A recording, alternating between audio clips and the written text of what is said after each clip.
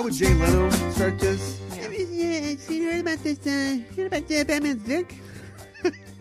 God. Do you miss Jay Leno? No, I don't. I miss there being a Jay. I mean, he didn't blow up or anything until his steam-powered car goes off. But like, Right. I don't know. I like knowing he was out there. Okay. And nobody in the late night sphere is really the Jay Leno. That's true. Ironically, I think Conan is probably the Jay Leno. The closest to it? Well, people would say Fallon because they don't like Jay Leno and they don't like Fallon. But I think that Jay is good at what he does. Yeah. He was. Notice how I stopped talking after I gave Jay Leno that compliment. But I know Seth Meyers is all in. Yeah? Batman think. I don't know. Maybe I have to workshop that one. What am I talking about? Well, in the latest issue of Batman. No. No? You didn't do your homework. I guess I did not do my At homework. all. So you're fired at the end of this show. Hey. But I still need you for the show. No, DC has a black label. Oh. Doesn't okay. that already fill your heart with dread? Yes. Oh boy. Yes, it does. We need that. No. But ostensibly, it's the chance to, because man, see my hands? Mm-hmm. There are bat manacles on them. And I can't tell a story with these manacles. How can I type Robin Right. on the keyboard? The bat keyboard with these bat manacles on. So we have to create these new walls and strictures because there's no more comics code. So there's no way to tell your kids that these ain't your daddy's comics. Right. And so the way they're doing that now is because they got rid of Vertigo and they let Young Animal die, basically, is there's Black Label. Okay. So it's like, soft continuity, limited run series. The one in this case is Batman, Damned. Written by Brian Azzarello, Mr. Edgelord himself, and illustrated by Lee Bermejo. And yeah, so in this, like, the Joker is dead. Okay. And Batman is trying to investigate who killed him, and Constantine gets involved. All right. Sounds pretty good, right? Yeah, it Doesn't sound does. too bad. Yeah. A lot of people finishing each other's sentences because it's Brian As they Azzarello. do. Yep. And yeah, in one scene, Batman is he's worried that there's a tracking device on him or something like that, and so he strips down and lets the Bat computer scan him because there's no way that it could get through his costume. I don't know. Maybe he's worried about being scanned by other things, and so he's got a resistant costume. And in this, there's scene that we got a silhouette, of what is clearly his, the end of his bat belt, the part that goes through the loop and then comes down. Of his utility belt. Yeah. Why did we need to see this? I'm gonna turn that back around on you. Okay. I don't know why. I don't really know why, other than we don't really see a lot of penises in like art in comics. It's not comics' fault. No. We see a lot of tits and ass from the ladies. Mm-hmm. I guess we get some ass shots of guys, but I feel, and this is just my opinion, and here's the end of the day. Here's the end of the day from me. At the end of the day, what's this? A shrug? Doesn't make any noise. Yeah. I don't care. Mm-hmm. I mean, I don't want my kid to read it. Right. But I don't care.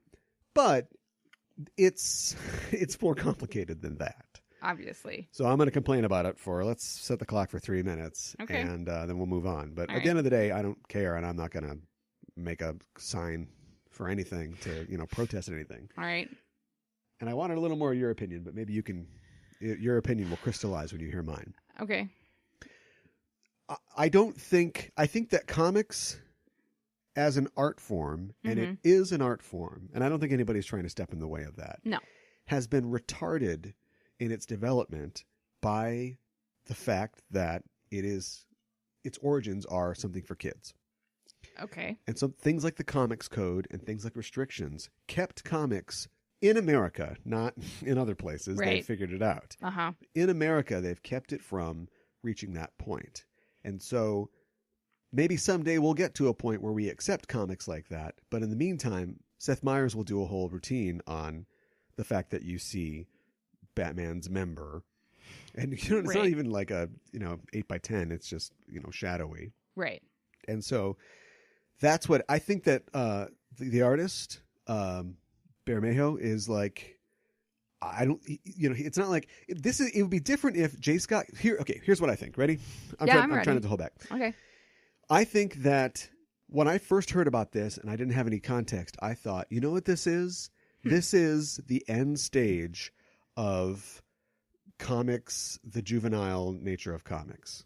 Okay. J. Scott Campbell will draw 999 boobs and asses. Mm-hmm. And I bet if he thought that drawing one dick would let him justify all those boobs and asses he draws, he absolutely would. Right. He'd be sweating.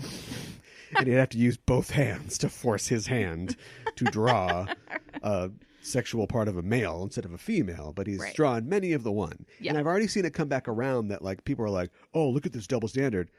Did you just create the famed double standard?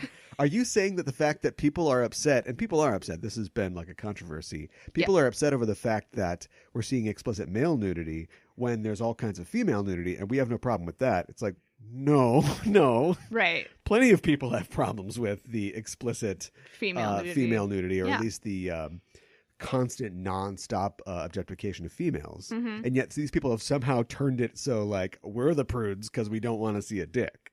Ultimately, I don't think that we're ready for dicks in comics. Okay. But at the same time, I think that there should be less female body parts as well. Yeah. And I just think that it's almost like, yeah, it's fine. And like I said, the artist, you look at the rest of it, his art is amazing. And you look at the rest of his stuff, and it's not like he's some cheesecake artist.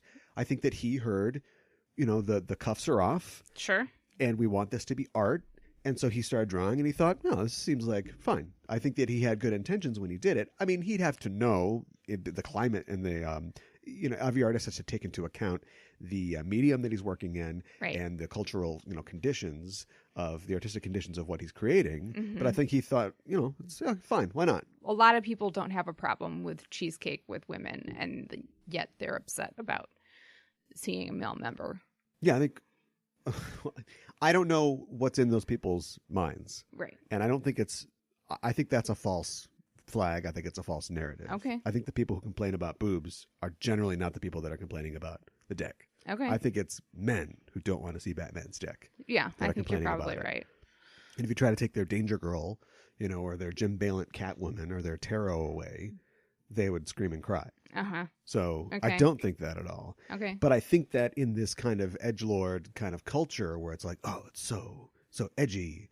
And Azzarello is like known for this, like 100 bullets. A lot of stuff goes on in 100 bullets. You couldn't make 100 bullets in a world where we've got a comics code. Sure. I just think that it's fine. Like I said, fine, shrug. I just let it pass. I don't care. Mm-hmm. But once everybody assimilates this, you might think we're in for a lot of dicks. We're not. We're in for a lot of tits. You think that's a automatic response to this? Yeah. I think once this is accepted, then all the people who have been drawing the shape of nipples through fabric in a book that doesn't have comics code or isn't Marvel DC will I think we're off to the races. Oh. In this case, I think one dick is worth 1,000 tits. And I'd love for that to be the title of this episode. I'm not sure we can get away with it. Yeah. And plus it'd be hard to search for on the internet. That is also true. So I'm fine with it, but I think that it reveals, I don't think there's anything to discover about the creative team in this, except what we already know, that I'm pretty sure one guy didn't care either way. And the other guy was probably like, you draw a dick? Awesome. Yeah. Right. I'm Brian Azzarello. Right. I think it reveals a lot about the industry and the audience in the way that the reactions are coming. That this has been made such a big deal out of. Yeah. Yeah. I guess I don't really care that much that they drew Batman's dick. I guess it's... My question kind of goes to why did they do it? Well, and the defenders are like, and I don't mean, I'm not putting him in a camp. I'm just saying people who defend it say, well, it's an artistic choice because he is scared.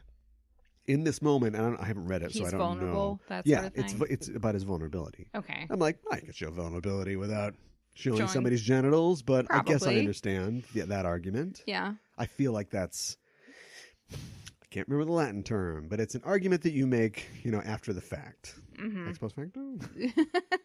It's an argument out of something else. Right. Like, this has already happened, so let's come up with an argument for it. Right. I'm not sure that Bermejo would be like saying the same thing, but maybe. Huh. I guess I just my question is still, I guess I'm left wondering why this happened, and I'm not upset by it. Good. I don't understand why it happened, I guess, is what I'm falling back on. Exposure, so to speak. Okay. Yeah. I think DC knew that this would, any Create press is buzz. good press. It would create buzz. I don't think they knew that they were going to be on Stephen Colbert. No. And they've already reacted by censoring the digital versions, which in this day and age, with collectors being not what they were and limited print runs, that is the version that will survive. 100 years from now, we'll see that. We won't see what we're complaining about. But I think it was a little more than they were expecting in terms of notoriety. Uh-huh. I'd heard for a long time they had planned to release a R-rated version of the Sean Murphy White Knight book that they just had. Okay. That was going to be probably some Joker dick and some Harley Quinn boobs. Okay. And they're not going to do that now. Because of the way people have reacted to this? Well, they have to show some pulling back in order to be seen as responding to this. I see. But that's their first instinct because they want to play with the big boys, but they're not ready to act like big boys because they've spent so much time and they were almost destroyed as an industry thanks to this really big deal that happened in the 50s where there were like Senate hearings. You know what I mean? Yeah. But that was like 70 years ago. Yeah. So you think like if you're going to put a dick in your book, you better stand up and go, we stand behind our artists. Right. And But be they ready didn't. to accept the consequences. They caved immediately. So now I seem like I'm coming back around on that dick. But like I said, I'm ambivalent. I don't care either way. I just don't want to see comics get negative press. And I'm totally cool with, because they've done this before. People go, oh, so much dick in Watchmen. Yeah. Well, I suppose that's true. I think it's a little more justified in terms of the character than it is for Batman. But I also think that was an Alan Moore, and as Alan Moore's legend has grown retroactively, everything he does seems like the work of an artist. Also, Dave Gibbons just put it out there, so to speak, frankly, and people might titter about it a little bit. And we have to have the conversation again when we're going to do a Zack Snyder movie. Right. Which, by the way, talk about one dick is worth 1,000 tits. Uh-huh. Gotta patent that. But I think that, like, DC needs to take responsibility for this, and if they really want to have adult comics, fine. But let's make the decision that they are on the top shelf, they're black bagged, right, and we make sure that they don't get in the hands of the kids who still make up 80% of the audience that goes to comic stores. Right. No, I agree with you. But there is no chain of responsibility in terms of that going down to, and I don't want regulation. No, but of course you not. can't walk into a 7-Eleven and have the guy sell you a Hustler if you're, a kid or something. Like that's not going to happen. Right. But comics, who knows? Yeah, because people think of comics, like you said, as being Liberal quote, unquote, Puritan for kids. is what I call myself. I've got the buckle, the belt hat on my hat. Okay. But it's like askew a little bit, and it's like a snakeskin belt. All right, you're a cool pilgrim. Yeah, I'm the cool pilgrim. Yeah, cool pilgrims. There's our title. So anyway, I doubt there will ever be any updates about this story. I think this is probably it until the next time it happens.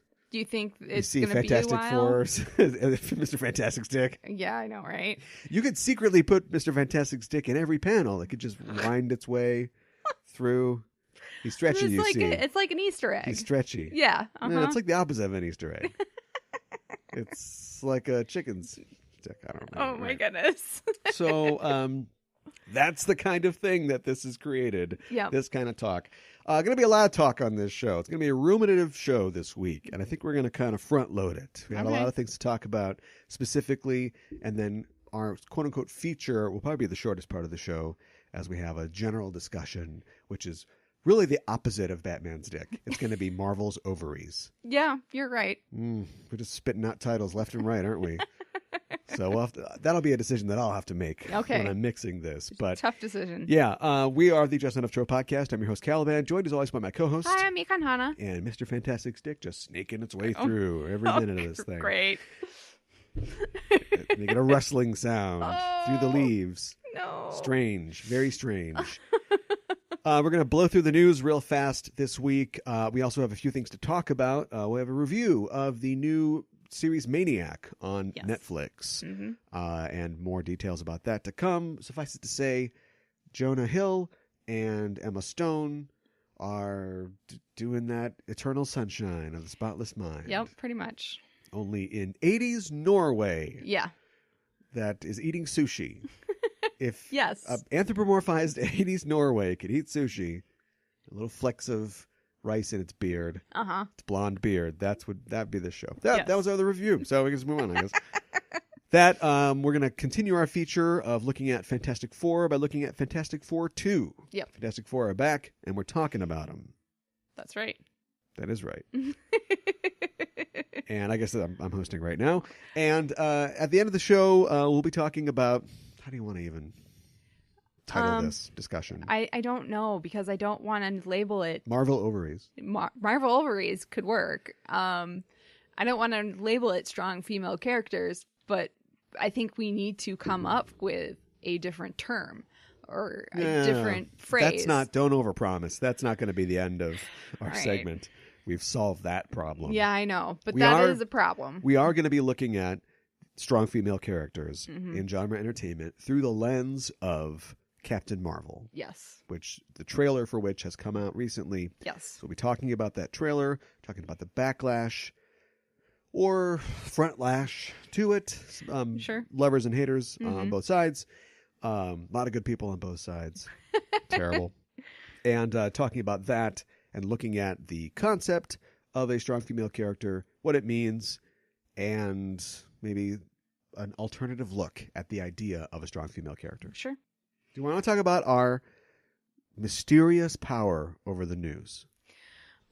We seem to have this power over the news when we talk about something or somebody, stuff happens. Yes. So we put feelers out there. We talk about somebody, and they die. And they die. we talk about Henry Cavill, might not be long for this Superman world. Yep. Out. Yep. And last week we talked about, jokingly, about how Captain Marvel needs to smile more. Yep. And Captain Marvel's smile should be writing a check to Batman's dick. I know, right? Because that was all anybody was talking about up until the point that the bat tights came off. Yes, you're absolutely right. And so what I thought was, we need to weaponize this power. Okay. So before we get into the news proper, let's pretend that we're discussing some stuff that we want to see come true. Oh, gosh. Okay. So first of all, I can't wait.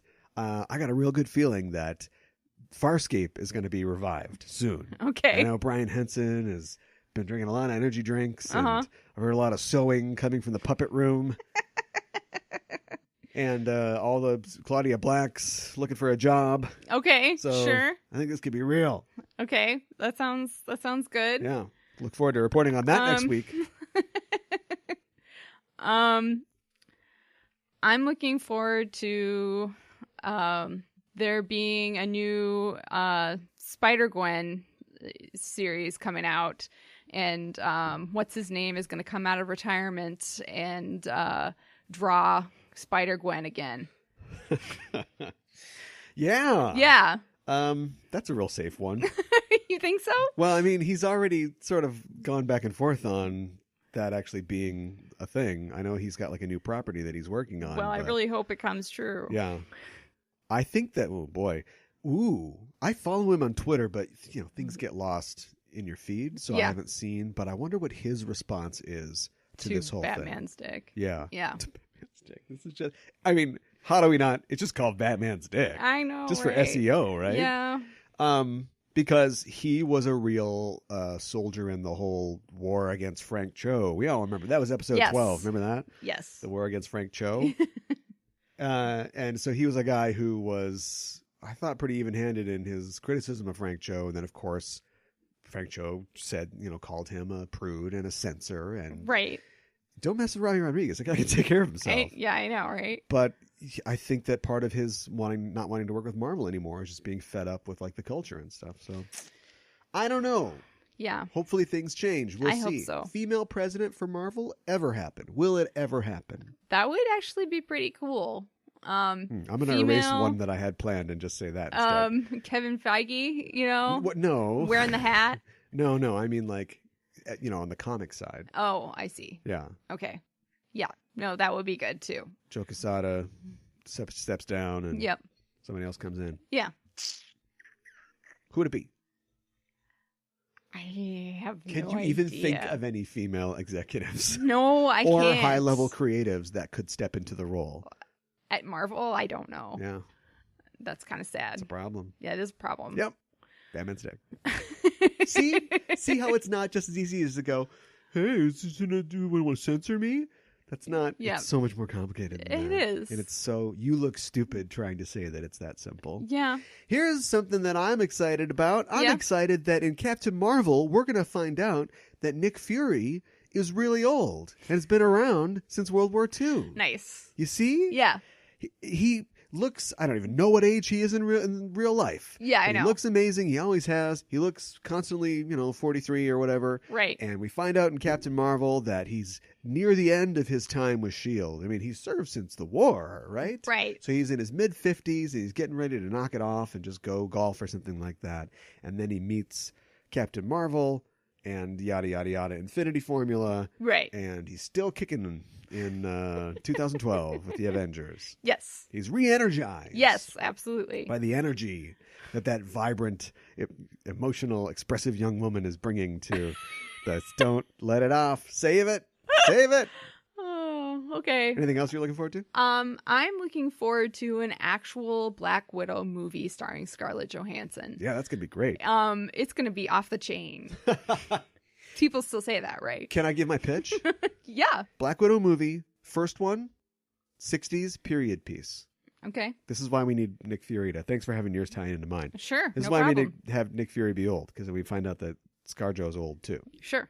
And they've left it ambiguous because I know it's Russia, but when she's in the Red Room or whatever, they've got those old, dowdy Eastern Bloc clothes. Right. And stuff like that. And we know the Red Room was around right after World War II because of Agent Carter. Mm-hmm.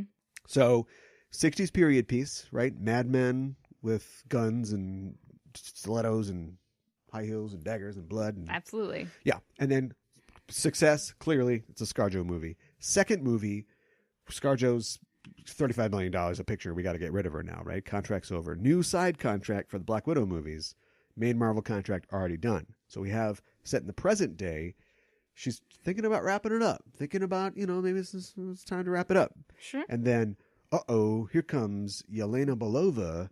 She's the hot new Black Widow, and she's going to show her how it's done. Uh-huh. Now, I hate Yelena Belova. Everybody hates Yelena Belova. But this is the movies now. We can change things around. Sure. And people can't last forever. And so we go through this movie. They're competing. They're both trying to get this job done. Finally, they earn each other's respect.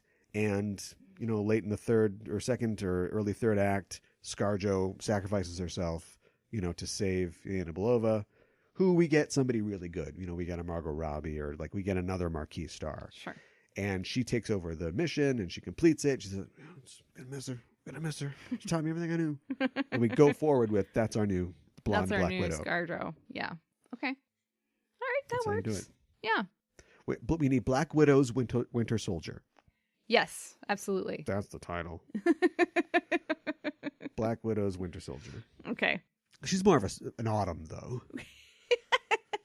Black Widow's Autumn Soldier. Yeah.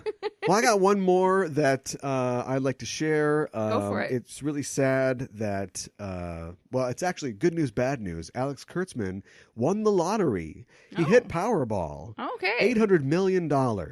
Wow. But Yeah. it's on his way to pick up the ticket. He was hit in the head, specifically in the Broca's area of his brain, and he can no longer form full sentences. So it looks like his writing career is over, but it's going to be jet skis all the way down from here on. Oh my gosh. For old the Kurtz. For the Kurtz. Yep. Oh my goodness. Little good news, bad news. Okay. Yeah. All right. But I think he's compensated by the universe in this case. All right. That sounds good. Am I wishing mutilation on a man? I think you Is might. that okay? Be. Whatever. I would like there to be an actually good Justice League movie. And what the hell? Let's throw Hawk Girl in there because that would be awesome. Who's your hot girl? Oh boy, you would ask me that. Would you take a Michelle Rodriguez? I would. I almost think she's a little almost too tough. Because Hawk Girl is tough. Okay. But you want her to be vulnerable First they came for Batman's dick. I mean, I wouldn't say no if it meant I got a Hawk Girl. Well, But... that's how Hollywood works. Right. We finally got a blank movie, but blank is going to be in it. Right, exactly. Yeah. Like when we were all not super excited that Ben Affleck was going to be Batman, and then he turned out to be okay. Or like Captain Marvel movie. Yeah, I know. Let's talk about the news. All right. We were talking about the house with a clock in its walls. I predicted failure. Yes. And I was not right. Surprisingly. Well, it's not a runaway success, but it ain't bad. Mm-hmm. 27 million, I think they're going to end up with for this weekend, which is not terrible for a mid-September film. Mm-hmm. And I think you could predict that with good word of mouth, it's only going to continue into spooky times in October. So, which I'm kind of surprised it didn't come out more in October than September. They want to get ahead of things. I guess. Probably a lot of horror movies to compete against, although it's a kid's movie. So it is a kid's movie. Who knows? A lot of bad reviews. Pretty much generally, universally negative. Yeah. I read a commentary piece about it, and they were saying that they wished that kids' films were as diverse as the books that they're based on. Oh yeah. That they tend to kind of it's the film people, not the people who, not the authors of the books, who make it more like a cookie cutter experience. And they said it kind of like they had a lot of cheap jokes in it. Yeah. A lot of poop jokes. Yeah. That I don't think were as prevalent in the book, and they said it had kind of a spooky charm that the book did, and this movie had the spooky charm. Yeah. Oh, the book does. The book does. The movie does not have the spooky charm. No, not really. I had a spooky charm. Yeah. On my bracelet.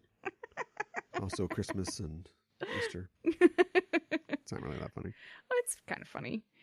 They said that the relationship between Cate Blanchett and Jack Black was the most authentic like piece of the whole film. Really? And right. Their healthy like little competitiveness with each other, and it was totally a platonic relationship, was kind of refreshing, they said. Oh, it wasn't like there's a chaste kiss at the end or something like that.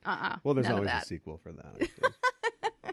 Let's just blow through the DC news real fast. So the Joker and Harley Quinn movie, it has been described as Bad Santa mixed with This Is Us. What? The writers of the film, the Joker and Harley Quinn film, yes, have described it as bad. Now we're doing Carson. Bad Santa mixed with This Is Us. Weird. Wild. That is weird, and that puts a weird taste in my mouth, and it also makes it sound gross. You know? It does. Yeah, it does. One of the guys that wrote Crazy Stupid Love, John Requa, is one of the writers. He's basically the guy that said that. Okay. Crazy Stupid Love is 2 out of 3 is not bad. Or maybe it's just stupid. What's the joke there? I don't know. That's by Dan Fogelman, of course, the guy behind This Is Us. So it makes sense that he'd say that. Right. I haven't looked it up, but I assume that Requa is, like a staff writer for him. Right. Fun fact, his feature movie that came out recently with Oscar Wilde, not right, but fun. That's their couple name. And Olivia Isaac is bad. Universally bad reviews for that, too. Really? And then he pulled the old... it's not a movie for the critics. it's a movie for fans of emotionally manipulative films, not critics of emotionally manipulative films. I consider myself a fan of emotionally We're under manipulative attack. films. You and I, critics, are under attack. Yeah. So let's keep criticizing things. All right. Sounds good to me. That sounds stupid. Yeah. Here's something that I don't have enough background. Maybe it's good. I don't know. An actress named Breck Bassinger has been cast as Stargirl in the DC Universe Stargirl show. Okay. She's appeared previously on School of Rock, The Goldbergs. I don't think she's had a lot of starring roles. All right. Seems to be the pattern for these DC. teeny, well, Marvel too, like Cloak and Dagger and Runaways, like these teeny cable shows for comic properties. You get a bunch of unknowns. I don't know that much about Stargirl. Is she an interesting character? Not as much as Starman. Okay. But yeah, sure. Okay. Why not? All right. Did you know that the Joker, as we've seen last week, we talked about seeing this guy, Joaquin Phoenix. Joaquin Phoenix. Yep. In his character of Arthur. Yep. Set photos have leaked of the Joker in full makeup and costume. Yeah, I saw the full makeup. What do you think? I think I don't know. I hope they're just sending it out there to get feelers from people. It reminds me of the Heath Ledger Joker, but more clowny, like more Bozo the Clown. Yeah. So right, Bozo the Clown looks like it does. It looks like a classic sort of clown. Yeah. You're looking at a picture of it now, the full costume. Okay. Yeah, that's a traditional to me, Joker outfit. And maybe this matches your color palette, you know? I mean, you can make whatever decision you want. It's not a bad one necessarily, but it's like they flipped it because usually it's like dark purple or like green suit, and they went like inside out. So it's like purple, like plum colored suit, yellow coat, and green shirt. Yes. And it usually seems like it goes the other way, or at least it's just mixed around in comic or cartoon adaptations. Yeah. So. I've seen it mixed around for sure. I don't know. He doesn't look scary. He looks scary, creepy. He looks scary in the way a homeless person, be careful, or just somebody you don't know on the street at night in a place that isn't familiar or safe for you looks. Right. You know what I mean? I think I do know what you mean. I was about to criticize how sloppy his makeup is, but I almost think that you would be less scared of somebody whose makeup was fastidiously, geometrically applied, because it would be clear that that person is a performer or works for somebody. But if you saw this guy with his runny makeup slouching up towards you on the street, you'd be like, I don't know if this person's okay. And if they're not okay, I don't know if I'm okay. Right. I don't feel safe right now. So for that reason, I think it's scary. What I want to know is, does he have fronts? Think about him in real life. Are his teeth that bad in real life? I hope not. They just look janky. I don't have any other words for you. It's kind of janky. Janky is a perfectly usable word. I don't like his janky teeth. Well, it looks like the Birds of Prey movie is into its casting phase. Okay. And here are some of the actresses that they are looking at. Oh. This is all per the Hollywood Reporter, so okay. I trust it. Gugu Mbatha-Raw, who was in the Cloverfield Paradox, Netflix movie. Journey Smollett-Bell from Friday Night Lights. They're both on the mix for Black Canary.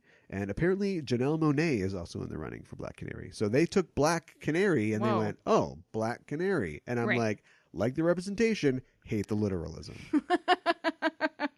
Yeah.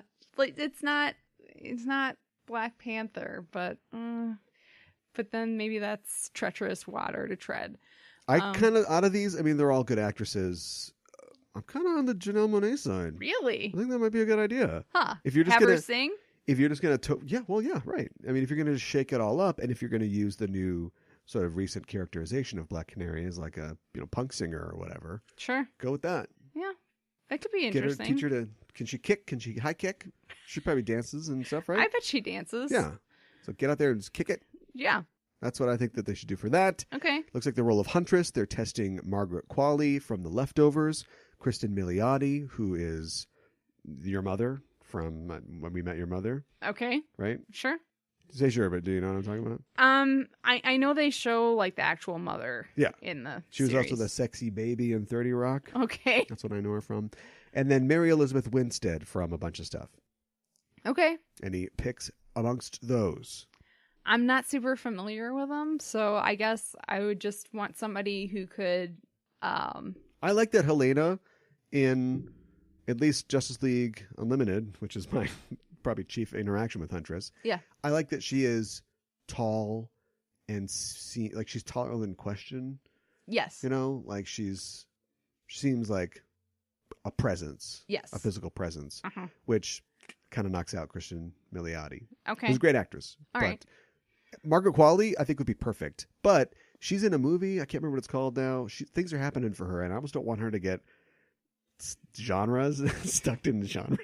Run, girl, run from these horrible kiddie movies. But who knows? And Mary Elizabeth Winstead, okay. very unimpressed by her. All right. Not a huge fan. All right. Smashed. Looks like Renee Montoya. They're looking at One Day at a Time star Justina Machado and Roberta Colindrez from The Deuce. I still don't know who I these don't actresses know are. either of those shows. No. So, yep. Okay. And one more. Oh, okay. They want to cast a Cassandra Cain. Now, give up. Abandon all hope right now. You're not going to get what you want. Okay. But they want an Asian actress, and they're going young. They're going like 12 years old. Whoa. So these things could fit our Batgirl, Cassandra Cain. Okay. But we need a 12-year-old Asian girl who's ripped and can, talk about kicking. She can kick. Right. And she's willing to never talk. Not a lot of actresses are like, sign me up for, hey, no lines to learn. Right. Well, I guess that's a plus, but yeah. That's a tough one to nail down for sure. Is Harley Quinn going to be in it still? Yes. Okay. All right. I guess. Okay. And it'll be, what's her name? Margot Robbie. Yes. We talked about Batman's dick. It looks like that's all of our DC news for now. Let's flip over to Marvel news. All right. Did you remember at all that there was an Eternals movie in the works? No, I did not. Well, there still is, believe it or not. Okay. Yes, Marvel has tapped a director. The director is Chloe Zhao for their Eternals film. All right. What else has she done? She has done a couple things. They've been small. Probably her best reviewed and most recent film was a film that debuted at the Sundance Film Festival called The Rider. Okay. And she has been on, those lists of people to watch, the up-and-comers. Sure. This is, I think, twofold. There's two things we're seeing here. One, we're seeing a continuation of the whole Marvel Disney get them while they're young type thing. Absolutely. That we did with Bowden and Fleck and Peyton Reed to a degree. Actually, Peyton Reed's old. Forget I said that. And also we're getting this commitment to females and female not only stars, characters, but also directors, actors, and storytellers. Well, I think that's a plus. I hope she does well with it. Yeah, I hope so as well, but we don't know anything else. Okay. Or if this will even be a movie. All right. Seems like when Marvel says we're going to do something, we get some form of that. Yeah. DC is just absent dad. Blowing in the wind. Lots of promises. Yeah. You're going to play catch with me. Uh-huh. Well, anyway, speaking of committing to females and female representation, it looks like ABC is committing to a female Marvel superhero show. Oh, really? Yes. Okay. All we know is that Alan Heinberg, who co-wrote the Wonder Woman movie and was a co-creator of the Young Avengers, although now I see where that came from. Sure. With Kieran Gillen, will be writing on the show. Oh, okay. And executive producing. And the show will feature lesser-known characters. All right. So who's that going to be? Does Squirrel Girl count, or do we have to go? She's on a show already. All right. Isn't she? I don't know. Let's see. Marvel lesser-known characters. Here's my pitch, and my pitch is, I don't think it's a good pitch, but I think it's what it's going to be. I think they're going to do Marvel Divas. Okay. Here's the problem with Marvel Divas, though. Number one, it's very offensive. Number two, almost all those characters are tied up in other stuff. But Marvel Divas was, it was pitched as a Sex in the City type show, right? Okay, it's like sure. we work hard, but we play hard, Mhm. right? Damage control's here to take the villains away. Let's get Cosmos, girls, that sort of thing. Uh-huh. Pillow fights and ice cream, like the David Kelly Wonder Woman show, right? Sure. And the main people in the book were Black Cat, Firestar, Photon, aka Monica Rambeau, and Patsy Walker. So we were losing Patsy Walker. We don't have Black Cat. I don't know where Firestar is. We should do a Firestar thing. Yeah. And they're clearly grooming Monica Rambeau to show up in one of these films someday. Okay. So it's not going to be on TV. All right. So instead, you got to wipe all that and do what? Where is the She-Hulk show? We've talked about this a million times. For sure. She-Hulk. Bring David Kelly back. Yeah. And be like, stop screwing around. I don't know what you're doing. Knock it off. Right. Imagine we'll get you a Callista Flockhart type. Sure. Right? Little, Mm-hmm. yellow, different, small little girl. Right. Right? Becomes Big Adrienne She-Hulk. Pilecki. Yeah. Big. I'd even, we're talking about trading things. I'd even let them cast Adrienne Pilecki, put on 25 pounds of muscle, and she'll paint her green. She could be She-Hulk. Sure. But that's the whole thing. It's a lawyer show. She's doesn't know about stuff, and she's got dancing babies, and she's wearing her pajamas, right? But then she gets pissed off and Yeah, no, that's a good idea. and then so she's out on the town with Hercules at night. By day, she's a mousy girl in the courtroom. No, I like that. What's your pitch? I don't know. What about like a Kitty Pryde show now that we've got Fox? Is that like too mainstream? Kitty Pryde, Agent of S.H.I.E.L.D.? Or Kitty Pryde's Magical Dream Adventures with Lockheed? Ooh. Or Kitty Pryde, Romance Triangle, Colossus, Pete Wisdom? Or Kitty Pryde, Wolverine Sidekick? Or Kitty Pryde? My God, these are all great Fairy ideas. Tale Fantasies. I guess Kitty Pryde, Agents of S.W.O.R.D. I guess like Agents of S.H.I.E.L.D. or Careful. or maybe Wolverine sidekick, recast Wolverine. I'm not seeing TV here. You're not seeing TV? Okay. They don't. Their thing is like they won't waste a marquee character on TV. And my thing is, how are you going to get people to watch a show? Right. It's the Batman thing. Right. Batman was 1966 was wildly popular for its time, but they didn't have a way to make enough money to justify spending money on it. They wanted to do it cheap. That's why as the show goes on, suddenly he's fighting Joker on a soundstage with windows hung in front of the black velvet curtains, and apparently this is a room somehow. Right. But now that you can merchandise and you can do all this other stuff and have short films on YouTube and podcasts, and there's all these ways to monetize it. I mean, you could do it, spend a moderate amount of money on it, and then reap the rewards in other ways. Mm-hmm. But sorry, Jessica Jones isn't a big enough name to really bring people to it. So, right. I'm trying to think if there's like another like X-Men character or something like that.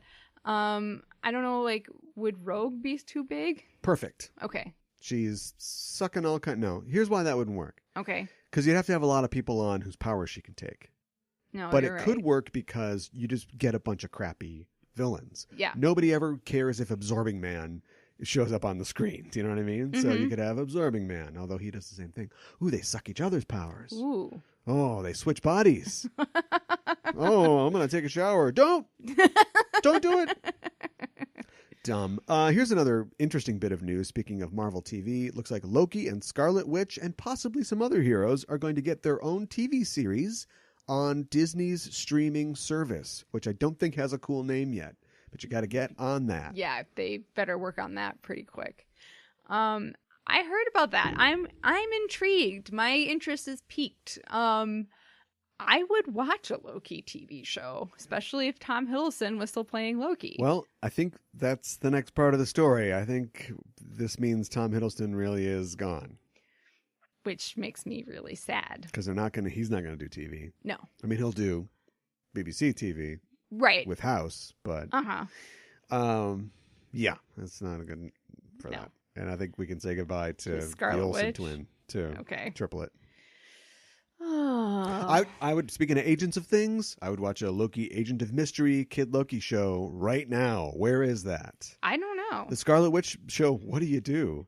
She's hanging out on Wundagore Mountain. Do you bring Agatha Harkness and all the mystical stuff in? Yeah, I do you don't do know. her and Vision? I'd watch a Vision Scarlet Witch show. Sure. Based on the wackadoo Englehart comic books from back in the day. Do you bring Quicksilver back and like Yeah. do a show with him too? Because you own him unequivocally now. Yeah, absolutely. Good idea. Okay. Call us, Marvel. That's the end of our Marvel news. Let's blow through the rest real fast. Guess what, Marshmallows? What? A long time ago, we were friends. Yep. But we're now friends again. Oh boy. Kristen Bell said that Veronica Mars coming back on Hulu. Yeah, and This she's show all has been jazzed to on go. for so long that we were here the last time she came back. Yeah, I know. In the movie? Happy birthday to us. Yeah. Do you pretend the movie didn't exist? I think that's the only thing to do. I would. And if that means giving back every dollar of that $8 million or whatever they made, Right. it's worth it. Absolutely. You just have her sit up in bed with Duncan, right? And we're like, I had this crazy dream that my life sucked and I went to my 10-year high school reunion and Leighton Meester who turned into somebody else. Right. But then she was dead or something. Right. Yeah. And Martin Starr was also somebody else and was the bad guy. Spoiler alert for that shitty Veronica Mars movie. Well, anyway, off to my job at the FBI. Right. Yeah. Yeah. That's all you can do. Mm-hmm. Was she going to run for sheriff of Neptune or something like that? Oh, there you go. Okay, you got your first season. Sure. Let's move on. In news that is only sad to me, it looks like PS Vita is dead. And by dead, I mean it is no longer being made. It's been dead for a while stateside, but really took off. Japanese people really love PS Vita. Sure. And has been, slowly declining, but they're still making them. They're going to stop making them at the end of this year, and that means it's dead. That's kind of sad. And they'll be wrapping up service for it as well, so can't get it fixed. Oh boy. Yep. That's a big deal. That is a big deal. Did you? One little. I guess this isn't Marvel, but it's Disney. Did you hear that Bob Iger, CEO of Disney, said in a talk that they are slowing down Star Wars production now? Really? It was basically like a, mea culpa, mea big gulpa. I'm sorry, but not sorry. I guess it's just hashtag sorry, not sorry. But it basically said, like, we've got all these great... We have decided that perhaps we were doing too much, but we've got a lot of great stuff in development, like the Game of Thrones guys, like Rian Johnson's thing, like this and like that. Right. And he didn't say that those were canceled, but he did say that things were slowing down, whatever that means. Does that mean they're going to take more time, more breather between each film? I think for sure, yeah. Okay. What do you think? Yeah, I think that's probably a good thing because I think they probably bit off more than they could chew. And I think the films have suffered somewhat. Yeah. To say the least. Yeah. Well, perception is everything. Yes. Is Solo really that bad of a film? I don't think it is. But everybody feels like it is. Yeah. Because they're sick and tired. I don't want to look at your face. Right. They're sick and tired of Star Wars. Yeah. So if they had held a year, picking even more time to reshoot some stuff, and then let it go, maybe it would have been great. Yeah, but I think that sexist nerds would still hate a Phoebe Waller-Bridge robot. It's too bad. She did a good job. Sometimes I hate the things we love. And I hate the people that love them. Looks like Jordan Peele will be hosting that Twilight Zone revival. Well, good for I won't him. say we called it. It just seems like the right choice, right? Yeah, it does. He did the math probably and figured out he can still develop and write and direct and stand in front of a green screen and go, it's the Twilight Zone. Sorry, that's the Forrest Whitaker version. Over here. He is looking over there. Just making fun of Forrest Whitaker. Don't mind me. Other news, looks like Cary Fukunaga, who we're going to talk about in a second, and also is a director of films and TV's True Detective. Yep. Will be directing the new James Bond film. This could be good. I see a sort of flat silvered color palette. Yes. I see a lot of chiaroscuro, light and dark, but you can actually see things that are in the dark. Yes. Unlike Roger Deakins, it's like, oh, such a great fight scene. Really? You think two black blobs fighting each other is a great fight scene? I can't see what's going on. Right. That's my Skyfall commentary. Go to our Patreon for the full length. I'm excited about his take on Bond. I think he does intrigue pretty well. It'll be interesting to see what direction it takes. They got Daniel Craig in the MI6 hot box, right? They're like, tell us what happened. And he's just cutting up Heineken cans. Right. Time is a flat circle. Let me tell you about it. Yeah, we'll see. We'll see about that. And last but not least, I wanted to say real fast, just as a point of interest, although we don't have a lot of connection to it, looks like Netflix is diving in. Dick's in, feet's in. Now head and hands are going in. Oh, boy. On a Avatar: The Last Bender live action series. Okay. Is this not the peak of Netflix's hubris? Is this not it? Yeah, we've talked about this before. Actually, politically, we've talked about when you hit that point where it's like, all right, well, come on, right? Yeah. But if you've hit that come on point 47 times, they all just look like one long, I guess, right? Yes. Netflix has done so many things that are like, really?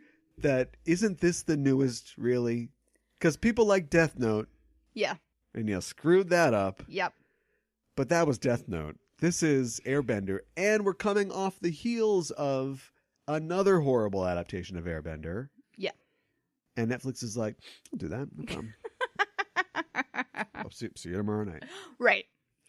I think they're, this might be too much for them. I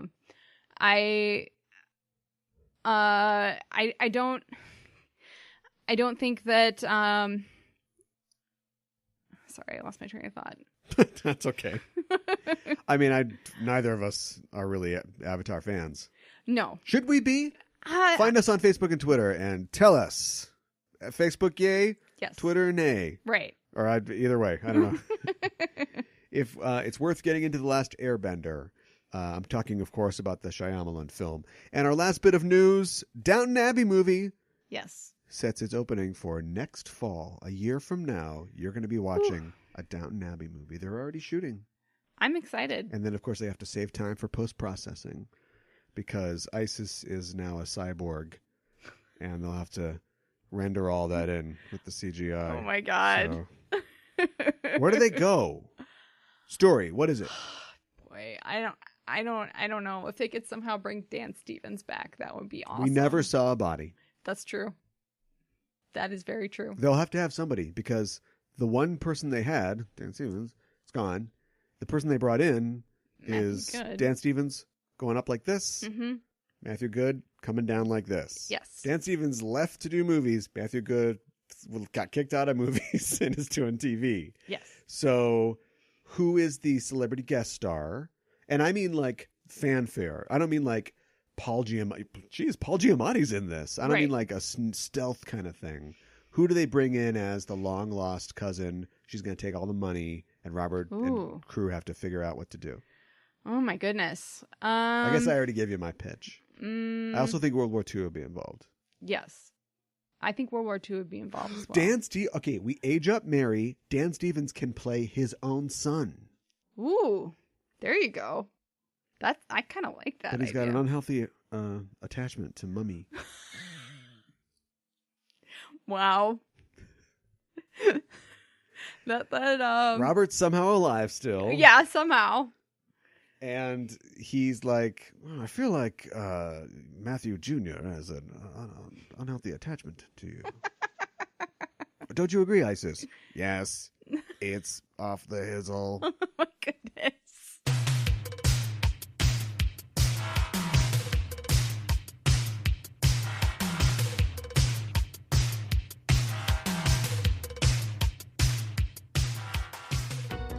Okay, we're going back to the land of Fukunaga and the land of Netflix for a review of Maniac. What happens in Maniac? Well, Jonah Hill and Emma Stone are two people who have had traumatic events happen to them in one way or another. And they both sign up for this drug trial that this drug company is doing. And they both get selected. And they part of the trial is you go after you take a pill, you go and you experience your worst day ever. And then you're supposed to experience something cathartic next, I believe. And then finally you're supposed to experience come to terms with the confrontation. So they're in the drug trial. The first pill experience, they both get red flagged. And they get called in to be talked to about it. And things get goofy from there. That's right. It's a psychological thriller Mm-hmm. that I am of the opinion, and you can weigh in on this, that because of its heightened reality, is trying to divorce itself from commentary on mental health treatment. Mm-hmm. So you get things like this where, I don't know, like I've made fun of Unsane. I think Unsane is really just an experiment in filmmaking by Steven Soderbergh to make a movie on an iPhone. And the nice, catchy little thing is that a lady's like thinks a guy's following her and she gets committed, but maybe he really is. Just because you're paranoid doesn't mean they're really after you. Right. Also, isn't the iPhone X camera great? But right. You get things that are like, oh, this is, the treatment of mental illness. And it's like, oh, the cure for wellness. What are we trying to cure? And that sort of thing. Right. This takes place in, I like your opinion on this heightened reality. And I think they didn't have to do that, but in doing so, they're saying, we're not trying to make a point about pharmaceuticals, and psychotropic drugs and stuff like that. This is just a vehicle for our goofy, dreamlike storytelling. Yeah, I would agree with that. Okay, I thought you'd say something more. Can you go longer? Well, I do think that they are saying something about mental health. I don't think it's I don't think it's offensive, or I don't think they're being insensitive about it. Mm-hmm. I think they're being sensitive, but they're also kind of talking about sometimes addiction that could happen with prescribed drugs, or perhaps not prescribed drugs. Yeah. And people dealing with that. I think you're right though that it's just a backdrop for their playground, for the back set of what the show is exploring, which is kind of their imaginations, I would say. Yeah. And we get flickers of their real story through these imaginary, kind of the scenarios that they get put in. Yeah. Exactly. Because if you watch a preview for this, you see, they're sitting and we're asking you questions and there's cameras. Like, it's a very Brazil-y kind of thing. Actually, the whole thing is slightly reminiscent of Brazil, mm-hmm. which is immediately my commentary antenna goes up, because Brazil and all the movies in the mold of Brazil are all trying to say things about consumerism or about, the, what would you call it? Not the military industrial complex, but just about bureaucracy. Yeah. But I think this appropriated those tools, but isn't trying to say anything necessarily about that. Yeah. When you've got the guy who is the head of the study played well by Justin Theroux, not my favorite, not a writer I enjoy, but I guess I have no problem with his performances. And he is, clearly a ridiculous man, the way we're introduced to him. Yeah. Both virtually on the very 80s video toaster that affects the video that he's in, and then literally introduced to him. It's just, we're not supposed to take this guy seriously. No. And yet he enters the story, and as ridiculous and sort of egotistical as that he is, you get the sense that he really is, he's a scientist and he's concerned about his patients, and he's got his own problems with agoraphobia and, public speaking and all that sort of thing. But we're just kind of focused on our two Emmy-nominated and Emmy-winning stars here. Yeah, exactly. I want to talk about that setting. Stop me if you've heard this one. But my theory is that it is set in an alternate universe, or we'll find out that it's set in the real universe and the whole thing's a dream. Right. Which would be dumb, and I'm hoping not. But it's set in an alternate universe where we never... the rise of the digital age never happened. Because you could just say, oh, the hairstyles, the sort of color palette, like it looks very 80s. Absolutely. But there are things there like the alien sex VR rig. Yes. and like people have like Blade Runner, like video, phone TVs and stuff like that. There are elements that are like retro tech, which is just, I think that's just a style. I think you could have told this story in the real world, no problem. But Yes. Netflix is like, put some 80s on it. Yeah. Stranger Things is doing good. Yeah. Make it 80s. Yeah, exactly. And they took that and ran with it. And instead of just setting it in the 80s, they've set it in like a now where the 80s kind of never died. Yeah. That's kind of what I think is going on. The green writing on the Yeah, computers. well, those stylist, those style elements are there, but there's some of the things are commentary, but they're just commentary removed. You take out the phone, which we're all on all the time, and we constantly see ads on. If you take the phone away and keep the ads, that's commentary on the phone without there being a phone. No, I would agree with that. But then you make a joke like, wow, somebody should invent a stick that I can take this picture with. And it's like, I okay, know. all right, come on, show. And you kind of roll your eyes a little bit. Yeah, in the show, there's this thing where if you're hard up for money, you can pay for something with something called Ad Buddy. Yes. And what happens is you get the goods or the services, and then somebody shows up and they read you ads. Yes. Which, tell me that's not supposed to be like Google, or just like ubiquitous ads that we find all the time. Absolutely. So, yeah, there are little touches like that in the world. But then, of course, we leave the world and we're elves or we're trapped in an Agatha Christie novel or something like that. What do you think about we've seen the first half of the show. It's a 10-episode series. What do you think about the effectiveness of those different scenarios? I think they're pretty effective. They show our characters connecting in a way that they haven't actually in the real world. And they're closely tied with each other within both of the there's a little screw imaginary. Yes. They go into these dream worlds like Eternal Sunshine or like, it reminds me kind of The Cell.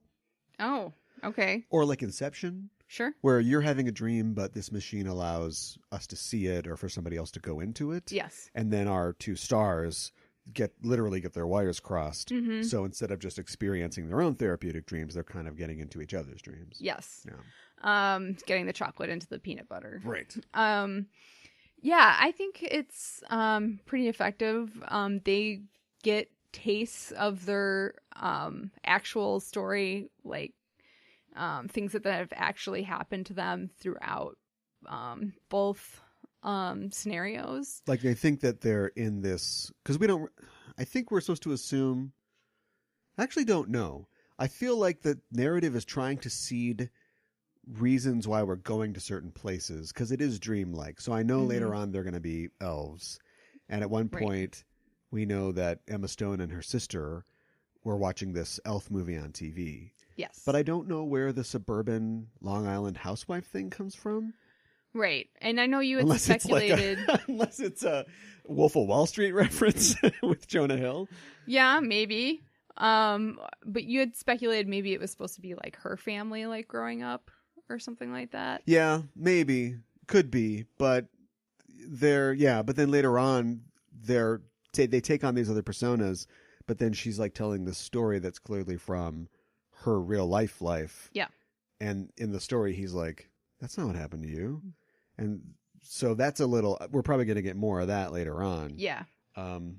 Especially when you take it all the way to medieval fantasy and they're complaining about paying their taxes or something. Right. And the dwarves are like, what are you talking about? Right. I'm expecting things like that. And he has this thing where he sees his brother, but it's not his brother. It's his brother with a mustache. Yeah. Played by... I can't remember his name. I can't remember his name either. He's been in a lot of stuff recently, and he's pretty good. Yeah. And go figure, he can sing. Of and course. Have you seen he's shredded. Have you seen his body? You have. Wasn't it? He was in Unbreakable Kimmy Schmidt. That's right. Yeah. And he was also in, was it Girls? That could be. There was some show that I think that we saw together, and I know I didn't like it, and a character goes to their book agent, and the book agent is an older woman who's clearly having an affair with him. And he comes in and he's like in a towel and he's like, what's going on? He's a sing, dance, Yep, act. that's right. He's shredded. Hate him. Do you think that this is going to end well? I'll just drop in real quick. I think don't it's too know. goofy to end bad. You think so? It's called Maniac, Yeah, although that's just somebody who experiences mania. it's true. I think it's too goofy to end darkly. Okay. It's been pretty goofy so far. It has been pretty goofy. And sometimes that's a setup for a drop, but I think it's going to ultimately be positive. Well, I hope it's not syrupy sweet, though. Yeah. Like, I hope it's, like, within the realm of believability. Well, if they're going off the Brazil playbook, yeah. they come to some kind of, understanding and transcendent, and they're happy, and then flashlight in the eyes, they're gone. Right. And they're just In that state in their for dream world forever. Until season 2, Maniac. Would you recommend this? I would recommend it. I think it's been pretty entertaining so far. I've been enjoying their performances. I do kind of wish you mentioned this, that they utilize. I'm sorry. That they utilize more of the patients that are under with them, more. Well, you got 2 marquee stars who have Right. agreed to do this. We do see there's a cast of characters, actors. Gabriel Byrne is in, Sally Field is in this. There's a lot of hitters in this, Mm-hmm. and then they show up in the dreams as other people, which makes sense. Yep. But then they're in this group of testes or whatever. Right. Batman's testes. They're in this group of people, and you figure, oh, these are all character actors that we'll see later. And so Right. far, we haven't really seen them show up. No. And so it's like, it seems like a No-brainer. missed chance Yes. to let these people sort of help populate these dreams. But so far, it hasn't. I don't know. It's fine. I'd say see it, Mm-hmm. but it's like a tepid see it. Oh, okay. It's, we've had a lot of disappointment with Netflix shows. That's true. The Avatar show we haven't seen yet. And I think I think it's very safe. Okay. All right. I think they've got the money, and they've got Corey Fukunaga, who I'm not sure what I said at the beginning, is provide. I like, one of the reasons I like Fukunaga is that he presents you visuals that are interesting, alluring, and arresting, but without letting them overpower things like the Deacons Mendes combination that I mentioned before. Yeah. Mm-hmm. And the other, the guy who's like the co-developer of this is a guy named Patrick Somerville, this is adapted from a Norwegian series, Mm-hmm. which I was surprised to learn, but it makes now I know why there's so many consonants in some of the last names. And he also wrote and helped develop The Bridge, which Okay. was a Danish show, I think. Okay. And so, is this the new fertile ground of storytelling? Is to mine these, so the girl with the dragon These tattoo, these Scandinavian tales? Probably. I think for a show with 2 heavy hitters who you think would want to show you what they've got, they're just here to do what they do. So Jonah Hill is playing his sad man character Mm-hmm. that got him his nomination. Just kind of like, what? I don't know what's going on. Right. And Emma Stone is doing her, I'm really serious, and I'm a girl who's in trouble, and I'm mad, / I'm an elegant spy or something. I'm a little Right. girl playing dress up that she does too. So Right. they're all just kind of doing what they do You're not wrong. in Eternal Sunshine 2, Yeah. the TV series. So that sounds like I'm not recommending it. I am. I think it's one of the better Netflix shows I've seen, but I really hope they Knock it out of the take it park. to the top for the second half. Yeah, no, I do too. I hope they land on something that is. I hope they say something about mental illness, and I hope it isn't. What do you say? I don't know. I think maybe you say that you can get better, like that you can improve your situation. By taking pills shaped like alphabet letters. I and know, then it's having kind your of cynical. head x-rayed. It's kind of cynical. Yeah. What do you think about the uses of Japanese culture in it? I think that's interesting. Because if the 80s kept going like they thought we would in the 80s, Mm-hmm. Japan would own half of America, of course. Well, It'd be yeah. all these Zaibatsu corporations. Right. Yeah. I think them sleeping in pods is very Japanese, and the drawers and bonsai everywhere. Yeah, bonsai everywhere, and them bowing and all these honorifics and this sort of thing. It adds a kind of heightened reality, I think. I think there's been so little representation, positive representation, and not long duck dong, sexy girlfriend type stuff, that when you just have it, I don't know if making it's okay a comment to like it or not. Yeah. Because they've definitely been eccentric, and they've accentuated the differences in Japanese culture between, American culture, Japanese culture. Mm-hmm. But, well, isn't it a but? That's all I have to say. Right. But they've got Japanese actors playing the roles. The one, I recognize the one scientist lady. Mm-hmm. This is a much better role than the role she had in Ex Machina, which was Naked Robot. Yeah, that's so she's come up in the world. Yeah. The doctor guy was good. Mm-hmm. But he starts like screaming in Japanese when he gets mad, and it's like, it's kind of like a trope. I guess it's not Mickey Rooney, but no. It didn't work. Yeah. It's no fresh off the boat, I can tell you that. So anyway, Netflix 10-episode limited series on Netflix. Check it out. Let's move on real fast to the second issue of the Fantastic Four. Fantastic Four are back. They're being written by Dan Slott and drawn by Sarah Pichelli. Mm-hmm. When we last left the team, when we left half the team in New York, Johnny and Ben were trying to get over the loss of Reed and Sue and Franklin. Yeah. And apparently the entire Future Foundation. I forgot about that. Yep. And at the end of the thing, they see a giant four in the sky, and they think, oh, this is it. They're back. Right. Now we flip over to what's been going on with Reed, Sue, Franklin, Valeria, and the gang. Yes, absolutely. And they have been, as we were told at the end of Secret Wars, inventing and exploring new universes. That's right. But something's going on. Yeah. So Franklin has basically, he's really smug about it too, but he has been creating universes like, I don't even know how many per day, or like maybe one per day or something like that, at an exorbitant amount.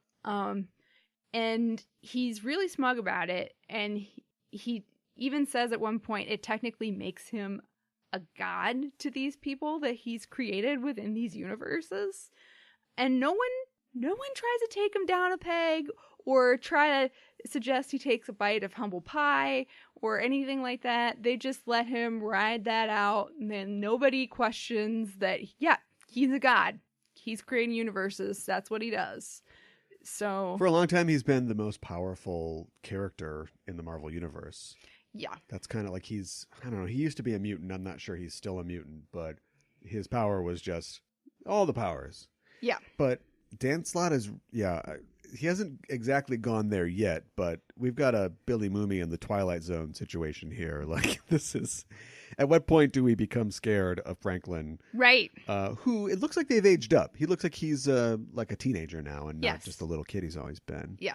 And then we get our villain. Entropy. Is that who it is? That's who she's called. Yeah. Bad. It's a bad name. It's a real bad name. It doesn't roll off the tongue, I can tell you that much. This spider lady, which I've never seen that before, with a weird hat. And she's eating all the universes. Yes. With the help of her goons. Yeah. And so they have to do something about that. Yes. So basically their reaction to that. Oh, and she kills Molecule Man like really easily. Yeah, we forgot Molecule Man. He's really creating the universes. Yeah. Franklin's just designing them. And yeah, we'll just tell you how it ends. But they make some kind of deal with her. They set all this up in like one issue, which is like, guys, why are you rushing through this? We're talking about the birth and death of universes. I know. But anyway, they make some kind of deal with her where she's like, oh, sure, you can bring the Fantastic Four to help you. 4 people couldn't defeat me. Right. But we tricked you because every single person who's ever been on the Fantastic Four is summoned by this machine that she creates. Yes. Their quote unquote extended family. Yeah. So that means, Ghost Rider, Wolverine, the Hulk, Crystal, Spider-Man. Medusa, Spider-Man, She-Hulk, Yep. everybody's Storm, everybody's here. Yeah. Medusa. Did you say Medusa? I don't know. I did. Okay. I hate this and I wish we weren't doing it. Oh, no. I mean... I knew, first of all, this design of Entropy is so stupid, but yet so out there. It's the first time that I feel like Sarah Pacelli is awake. Oh, okay. This is some of her worst work. Really? She is just phoning it in? farting these out. Just look at this compared to her other stuff, like her Ultimate Spider-Man stuff or whatever. Okay. Her Miles Morales stuff. Yeah. Amazing compared to this? Okay. Yeah. Yeah, sure. Why not? Fantastic, let's say. Okay. And I knew that they would never commit to the wonderful send-off that Hickman gave the characters in Secret War. Okay. It's like he sets up this amazing thing. He was told to, I am assuming. I'm assuming but as well. He did the best that he could, and he gave the Fantastic Four this amazing send-off. Okay, how do we reverse/honor that and bring them back into the universe because we want those characters back? Mm-hmm. Can we do it without destroying and shitting on everything that was awesome about their send-off? No, we can't. And we have a literal creature come in and eat and destroy everything that they did. And it's like, what was the point? I know. It's like when a movie ends really great. It's like the end of Aliens. Yeah, Newt, I think we both can now. Mm-hmm. Get in the pods, go to sleep. Alien 3 opens. Newt's dead. Hicks is dead. Bishop is just a head in a torso. Right. That wants to be turned off. Mm-hmm. Bishop wants you to help him kill himself. Right. Welcome to Alien 3. Yeah, nobody wants that. Nobody wants that. Nobody wants this. Don't tell Hickman that I compared him to Shakespeare, but it's like Shakespeare, The Tempest, one of his last plays. Mm-hmm. In the thing, there's this character who has these magical powers of creation. He can do all these things, and at the end, he burns his books and he lays down his powers. And I'm just going to go live with my daughter and my son-in-law now, mm-hmm. and just die. Right. And it's the sad thing, but it's beautiful. I bet somebody wrote a sequel to The Tempest once Shakespeare retired to the North Country. And I bet it really sucked. Yeah. And guess what it didn't do? It didn't survive till now. Right. Slott is not making comic books that people are going to be talking about years from now. So why even do it? You're right. Why do it? I don't know. It's mean-spirited. It is mean-spirited. I mean, to just I do think Franklin's awfully smug, but to just undo all of his work and everybody else's work, it just seems cruel. And I think the whole winking Family Guy-esque like references to the Fantastic Four's past. Yes, we get it. Namor has a thing for Sue Storm. Mm-hmm. He's got a tight swimmer's bod, so he probably makes Reed jealous if Reed's paying attention. But, write a story about that. Don't just go, remember that? Remember how that happened? Mm-hmm. I know. There's no depth to that. No, and he couldn't swim in that. Right. It's not deep enough for Namor to swim in.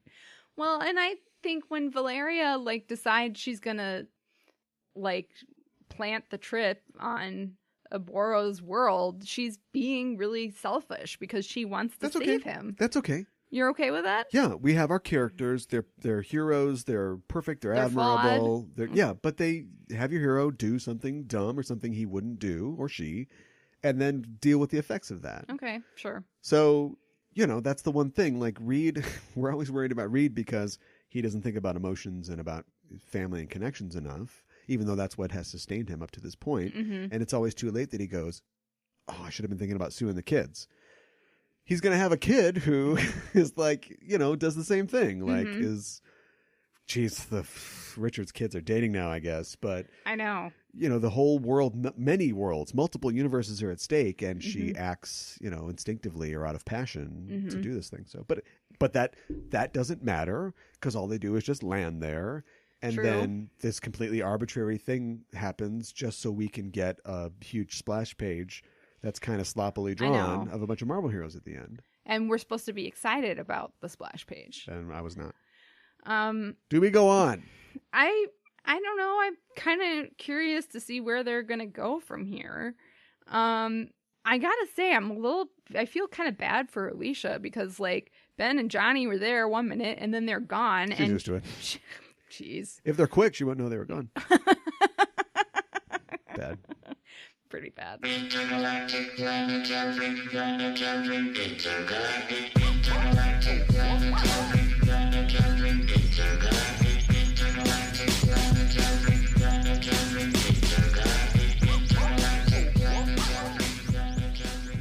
Well, the time has arrived, the time that you have been dreading since I came up with the idea of doing it, which is bang the gavel. Ta, ta, ta, ta. Come to order. Mika and Hana stands in the docket for her entire race. You ever see that episode of the old Wonder Woman show where these aliens, these godlike aliens, are going to judge humanity based on our actions, and Diana has to be our advocate? No. I did not see that. Well, anyway, you should have. It would have been good rehearsal. Because now you're going to stand in for all women everywhere. Oh, man. This is not what I wanted. That's not true, of course. But we're going to talk about the Captain Marvel trailer, which is out. Everybody's seen it, I'm assuming, by now. And let's just get this out of the way. Okay. We were talking about the smile thing. We were joking. We were using the history of people talking about, ladies should smile more. I didn't know that people would be stupid enough to comment on the trailer, which is everybody's right, and we're all doing it. We're about to do it. Yes. But to do it and to literally say without irony, she should be smiling more. Yes. That is stupid and ridiculous. That's not what we think. I mean, she doesn't really smile at all, but that doesn't matter, right? And she got everybody good with her tweets or her Instagrams or whatever with the male superhero, the smiling. happy soldier, Captain America, So that's not. We're putting that to bed, and we shan't be talking about the smiling again because I don't think it's a valid line of inquiry to talk about. No, I don't either. Although I will say, before we leave this topic, yes, I did see somebody's thumbnail, and it wasn't even a video that was about this, but it was just a thumbnail of some images from the trailer, and you've got a picture of what's his name? Keep my hair. The talented Mr. Jude Law. Yes. As Flip Flop or Marvel. I don't know his name. And he's looking back at the camera and he's like, and he looks like apprehensive and something's going to happen. Right. And then a picture of Brie Larson from the trailer, and it is just dial tone. I'm embarrassed for her. Well, I don't understand. Well, I guess we're talking about it. I don't understand why. Let's not harp on this. Let's say it. All right. 30 seconds, done. Okay. Vibrant new character, the most powerful character in the Marvel Universe, the new initiative of female heroes.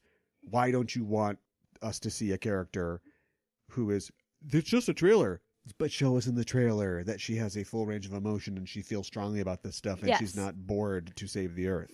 Right. She looks bored. I don't care if she smiles. Right. She can grimace the whole way through. Nick Fury never smiles.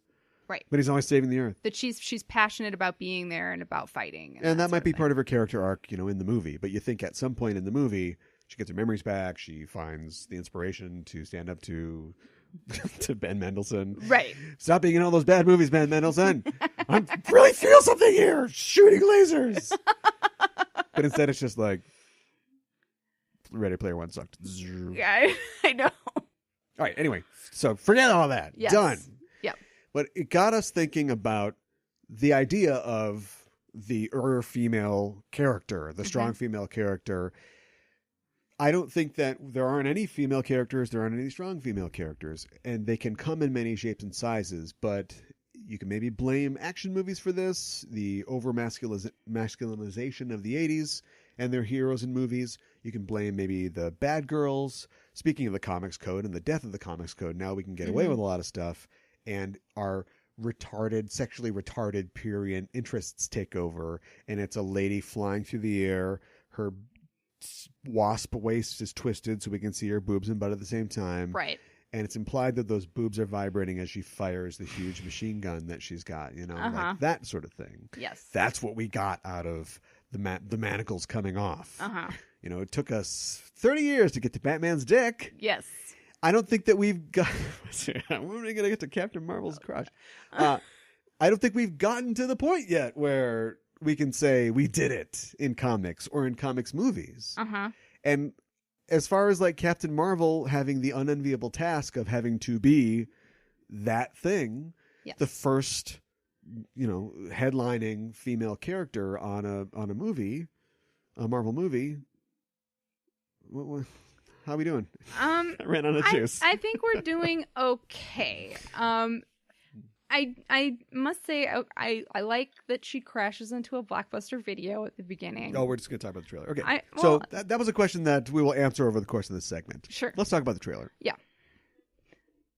You're going to talk about it. I like that she crashed into the Blockbuster Video. I actually really like the music on this trailer. I feel like it's really intense and kind of sounds like sirens and makes you kind of excited about it. To be honest, I can't remember any Marvel movie music from a trailer except for Guardians of the Galaxy, of course. Okay, sure. Did they even use the droning but attractive Avengers theme in Avengers? I guess they must have. I think they must have. I hated the music. Oh, really? It's just so... I don't know. I don't know if it's a temp track or if that's what they're going with, but I thought it was just kind of plodding and just sort of amelodic, and I didn't like it. Okay. And it's good for it builds. Yes. But yeah. I liked that it built. I like Fury as kind of like this fed up cop or shield agent that's kind of ready to give it up. I fought in the big one for this. Right. Fingers crossed. Okay, keep going. Do you like Agent Coulson with more hair? Sure. I don't know. Yeah, we get a glimpse of Coulson in this as well. So, yay, Coulson's back in the movies. It's like punching ladies. Yeah, I know. It's kind of fun. I mean, we know she's probably a Skrull, so.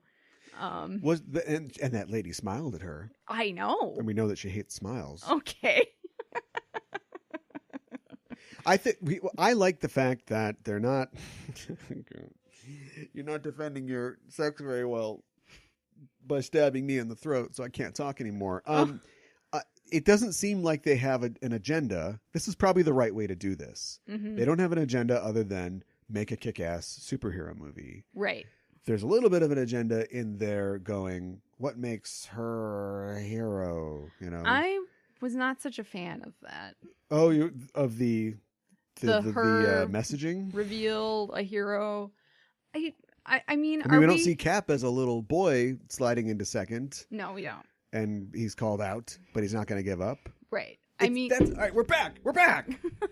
It's this idea of when are we going to let female characters fail or not be super exceptional from the moment of conception? From the beginning. Because the story they seem to be telling in the trailer is she's always been a tough badass. She's put up with your sexist shit, and she's done with it. She's always been done with it. I don't know if this will appear in the film, but they explicitly tie all those scenes together where she's a little girl getting up, and then she's getting up on the ropes course, and then she's getting up and she's Captain Marvel, and she's going to get you. And it's like, oh, yeah, fine, okay. But it's just so... That's stock. Maybe it's not stock if we've never done that with a girl before, but I think if you did that with a guy, we'd be like, doesn't seem very interesting. It seems like he's not vulnerable. It seems like he's Captain, Steve was a little guy with a trash can lid. Yeah. Yeah. But can't we just have a powerful superhero who happens to be a woman and see her kick butt and not emphasize the fact that she's got different parts? So this makes her really significant. I guess I stepped out of the room when she told Talos to stop for a second and then went into the bathroom and do you have any? I don't have any quarters in this suit, but I need to use the machine here. I don't know. I guess I don't know what I'm saying, and you absolutely don't know how to answer what I'm saying. Okay. I think it's just the institutional sexism in me that is mad that a woman is doing this. Okay. If you took, in fact, here's an experiment that I would do if I was better at After Effects. If you took Jude Law's head and put him on Captain Marvel's body in all those shots, Mm-hmm. would I be like, oh, it's Captain Marvel is going to get him. He fell down, but he's going to get up. He's always getting up. He shouldn't have punched that lady, but he's always getting up. Right? Yeah. Probably. Yeah. Like, I'm here to confess. I'm not here to condemn. I'm just saying I don't like it, and I want to know why I don't like it. I know. And the critic and intellectual part of me thinks it's because there are so many crazy, amazing things that are probably going to happen in this movie. Are the effects not done? Why didn't you show me those? Instead, Right. you just showed me a lady has facial paralysis.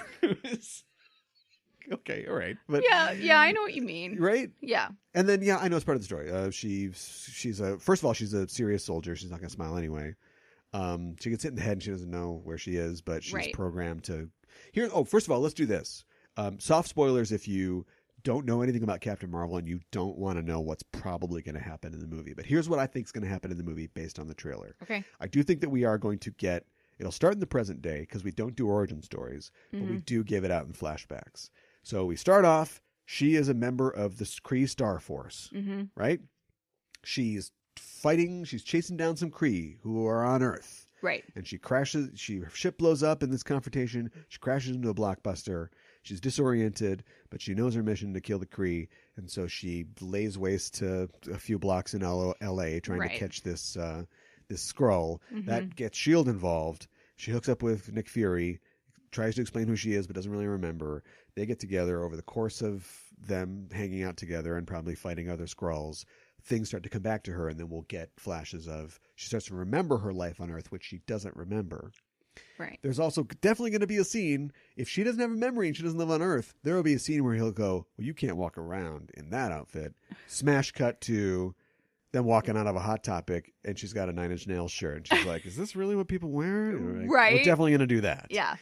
So over the course of the flashbacks, we find out that she was Carol Danvers, and let's say 5 years is a nice round number. So if this is 1992, then in 1980, I can't do math, 7, she was an Air Force pilot, although I think they're going to try to downplay that so she's not like so Hal Jordan-y, but it's too late. Right. She's a space cop that shoots lasers that used to be a pilot. Uh-huh. I think you're stuck. So she was a pilot. She, on a routine training exercise or whatever, she got involved. There was a Kree were hunting Skrull on Earth, and she gets involved, with the thing.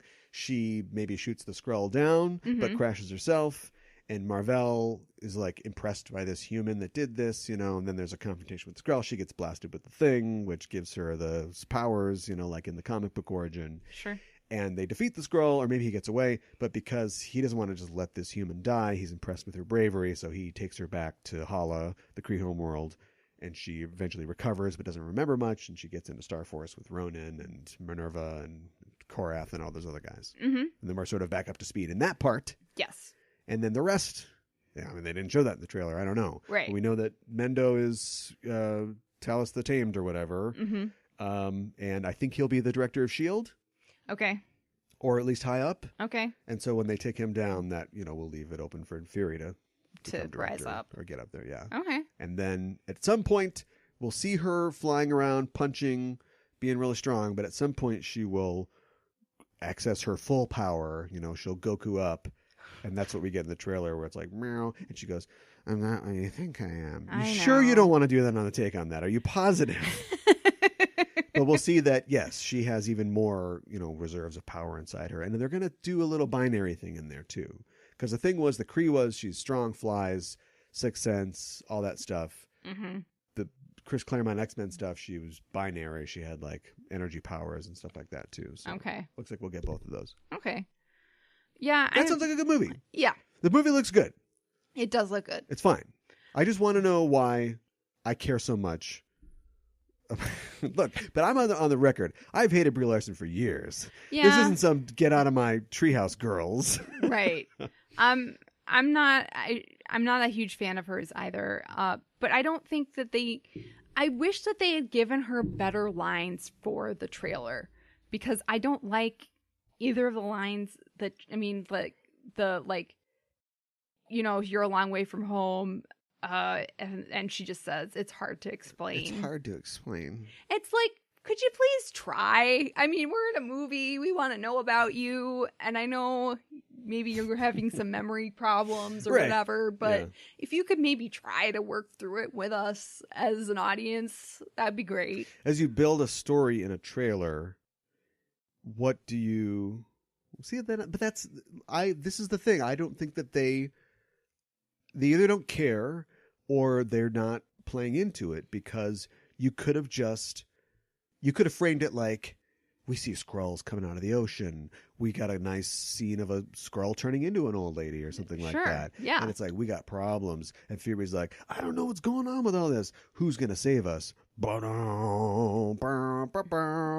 then just Right. Captain Marvel. She's flying around. She's shooting lasers. She's throwing people off cliffs. That's, that would be the power trailer. Mm-hmm. But it's clear that they wanted to tell this story. This is a person who used to live here, has lost Right. contact with her humanity. It's also an explanation as to why she wasn't like helping out with every other thing that we were That's doing true. before. Yeah. And she regains, her humanity. She remembers who she is and wants to fight for Earth and all that. All checks out. Yes. Good movie. Mm-hmm.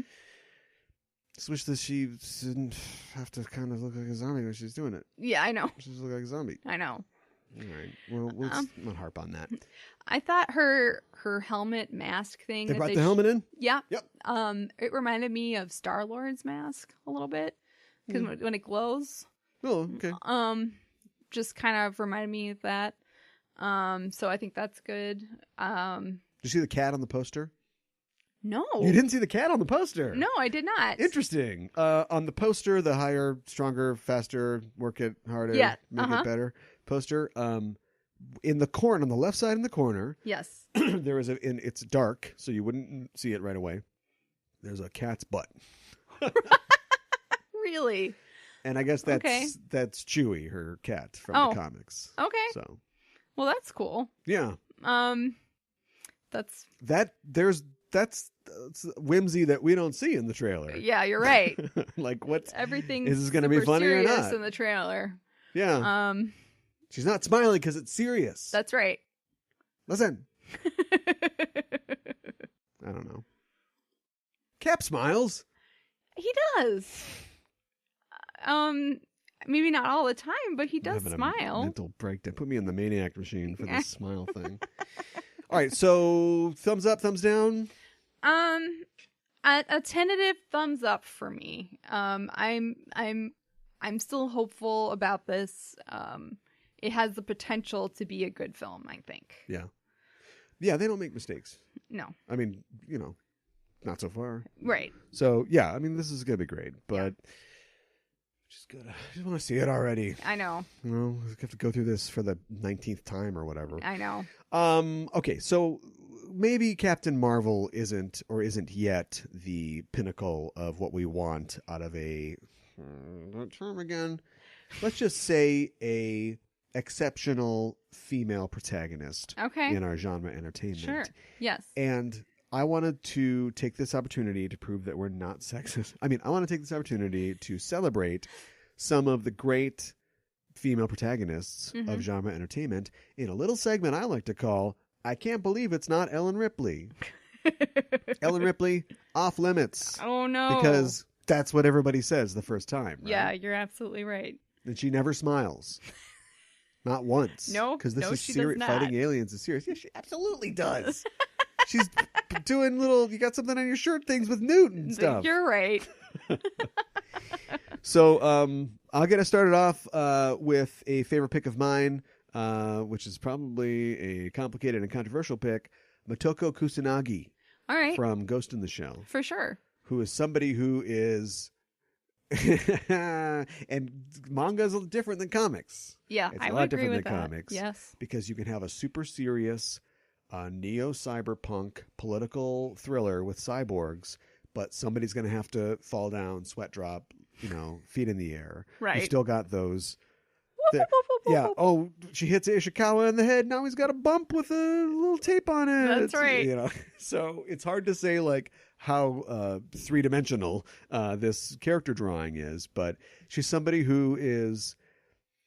both completely divorced, literally, from her body and flesh, because she doesn't have a body and flesh, but also somebody who is completely willing to indulge in it. So she's gets the job done. She's don't screw with her. She's no nonsense, and clearly the smartest, best fighter on the page. You know, whatever she's facing, she's capable. Yes. And then, you know, she works hard, but she plays hard. But then she's like, all right, screw that. I'm going to go to a sex party or something like that.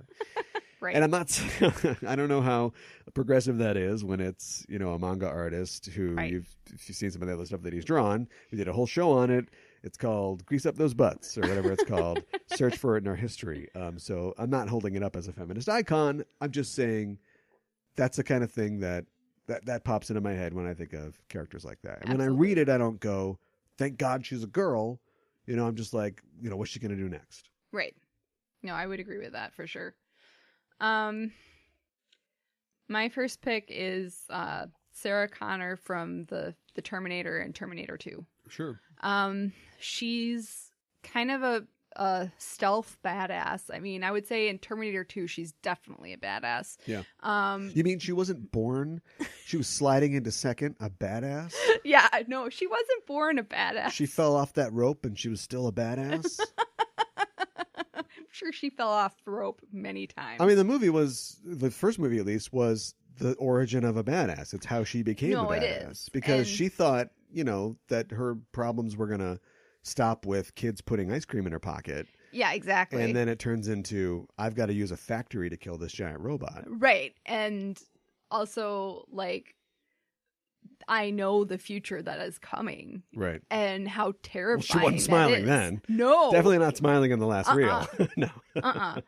And what do I have to do to prepare myself for it? And, like, she has these nightmares that, like, you know, the end of the world and, like, Skynet coming to fruition and the Terminator coming back and coming after her and her son. And she just... You know, the way she deals with it is she just rolls into it and she just, you know, prepares her body for war, basically. And, you know. Lick my face. I'm going to break your skull open later. Right, exactly. She does chin-ups for days. And, right. She's still doing them. Right. And, you know, she learns how to use guns and how to fire them and that sort of thing. And she is not to be messed with. Yeah. Good pick. I think my next pick would be Aaron Soon from Farscape. That's Ding! Second Farscape Yep. reference. And again, you're the representative of all womankind, or maybe the arbiter of womankind. So I don't know if this is okay or not, but I like the fact that she begins desexualized. Mm-hmm. She becomes, the word isn't sexualized, but she becomes feminized as the show goes on, and it ends literally with her having a baby. Let me finish. And it's all seen as she only gets stronger. Mm-hmm. That the peacekeepers that she comes from is a very progressive society in that men and women are treated equally, and they are bred for war. And like Motoko Kusanagi, they work hard, they play hard. That's fine. Mm-hmm. And they recreate, as she says. Right. And she wants no attachments, and then she loses all her attachments because she's kicked out of her society and spends a lot of time trying to stay apart from the family that the crew becomes until she does join that family. And yes, she gets a boyfriend, but she finds strength in the partner, not only a romantic partner, but I'll shoot my gun this way, you shoot your gun that way. Right. And the crew and the family that she finds. And, she learns, like he says in the pilot episode, that she can be more. Not because he's perfect, because John Crichton is nobody would hold him up. He's definitely flawed. As somebody who's perfect. But these broken people get stronger by gluing their pieces together. Mm-hmm. So, I don't know. That's what I think. All right. And she's doing sit-ups for days. Yes. My next pick is Katniss Everdeen. I think Katniss is a good pick for this because she, I I mean, she starts out and she's good at shooting a bow. So we know that much about her. Yeah. And she's had to learn how to survive with what little they have. Yeah. But she's also a great sister because she sacrifices herself to save her younger sister. She volunteers as tribute. And she knows the odds that only one of them is going to survive out of 24. And those are not great odds. Yeah. And she decides she's going to fight as best she can. And she teams up with, oh my gosh, I'm blanking on his name. Peta, thank you. It's all bread. Panem, right. pita. Yep, no, you're right. Crescent roll. It's one of my favorite characters. Weirdly progressive dystopia, Panem. Yeah. In that, for all the child sacrifice, yes. Seems like men and women are just basically equal. Yeah. I mean, if you're trinket and you want to wear a crazy dress, fine, but otherwise, right. like girls, guys, they're all taken in the same. Mm-hmm. Now that I think about it, there's probably a real depressing negative reason for that, because once you start, if you value males over females, your male population is going to be decimated by sending only males to the games. Right. So you have to treat all your little resources or your little bargaining chips as equal so you can take an equal number out of the population. Mm-hmm. Okay, I take it back. But, like, I mean, she fights against some really tough But nobody goes people. like, oh, shit, a girl can shoot a bow? No. Whoa! Nobody does that. Yeah. And she ends up kind of symbolizing more as she goes on because of her sacrifice and then her relationship with Peta as well. Yeah. So I think people really are able to relate with her and kind of they kind of want her to succeed and maybe overturn this regime. Yeah. So, yeah. Well, I picked two military badasses for my first two. Now a political badass. My third choice would be Christian Avasarala from The Expanse. Very nice. Somebody who I'm starting to sound like. Stop. Somebody who is not. There are a lot of shoot men guys, peoples. Yeah. In the world of The Expanse, another world that's reached equality essentially. Yeah.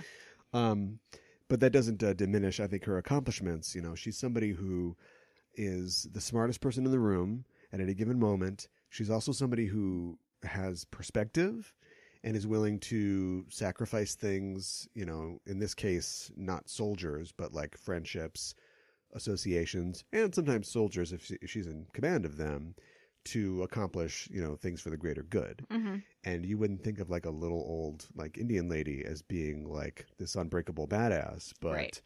That's pretty much what she represents in the show. Mm-hmm. And nobody ever goes, careful, she's on the rag, or it's horrible. Oh God, when did I say that? You know what I mean? Like people just know. And if you and the one guy who does think he has it over on her, she just destroys. We're not going to see that guy again. You know what I mean? That guy's gone. I know. So yeah, I mean, she basically is like running Earth. Spoilers, I guess. But by the time we reach the end of the Amazon run of the show, so somebody who has immense power. That's not tied to her physicality necessarily. Mm-hmm. Not that there's anything wrong with that. See my first two choices. Right. What about you? I'm gonna go with Black Widow. I think the monster. The monster who can't have children. Oh, stop it! It's Joss Whedon, not me. I know. I don't like that part of the cinematic universe, but she's a badass. Oh, Black Widow 3. Oh, what is Black Widow 3? We get ScarJo for a cameo. Okay. Go back to the 60s, we find out she did have a child. Oh. She got a hold of some eggs. Or maybe she snuck out. She was gone for a long time before they took her ovaries or whatever. And then she's an evil Black Widow that's going to fight the young Black Widow, Yelena Belova. Sorry. No, that's okay. Write all this down.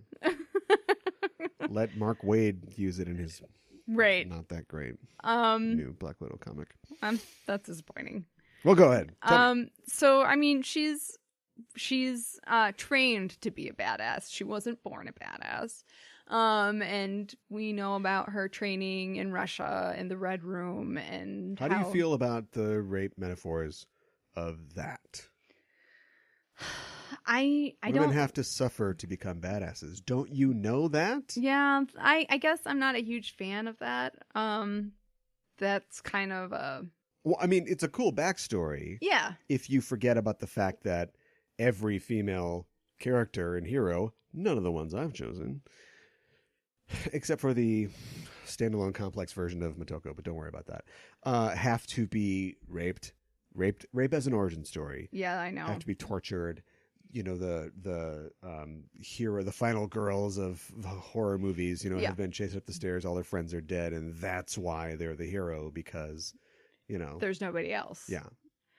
Yeah, I mean, that's not what's going on. I think Black Widow has a pretty awesome origin story, but in light of the kind of narratives that you see where women are victimized to make them badasses. I'm not a fan of that. I'm not a fan of falling back on that. That trope is, I think it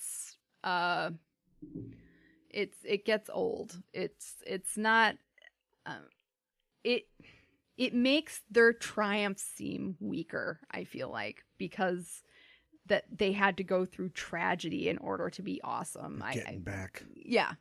Revenge. I mean, we rarely see that, I feel like, with male characters. So why do we fall on that so much with female characters? I want to see a thriller film where the guy is raped and now he's going to go get revenge. You would never in a million years see that happen. No, you wouldn't. Nope. So, yeah. No, I agree with you. And I think she overcomes her tragic kind of origin. But there's still a part of her, which we've seen, as you mentioned, in the Avengers films, who it's like a dark shadow for her. She doesn't want to think about it. She doesn't want to talk about it. Yeah. But she is very much her own agent. She can switch sides pretty fluidly with, like, I think sees different. So the duplicity of women? No, I'm not talking about the duplicity of women. But I think it's there. I guess. Black Widow is a problematic character for me, not in the general sense of problematic. She's problematic for me personally in that she is the best embodiment of all these horrible things. If they only existed in her, it would be awesome and she'd be the best character ever. Mm-hmm. But instead, she's just the best expression of things that have been just way overused forever and ever and ever. I suppose. The Delilah, you know, you can't trust a woman, that sort of thing. Mm-hmm. I like the fact that she's basically betrayed everybody she's ever worked with, you know, and every time you want her on your team because she's awesome, but when she's on your team, you're like, everybody keep an eye on her.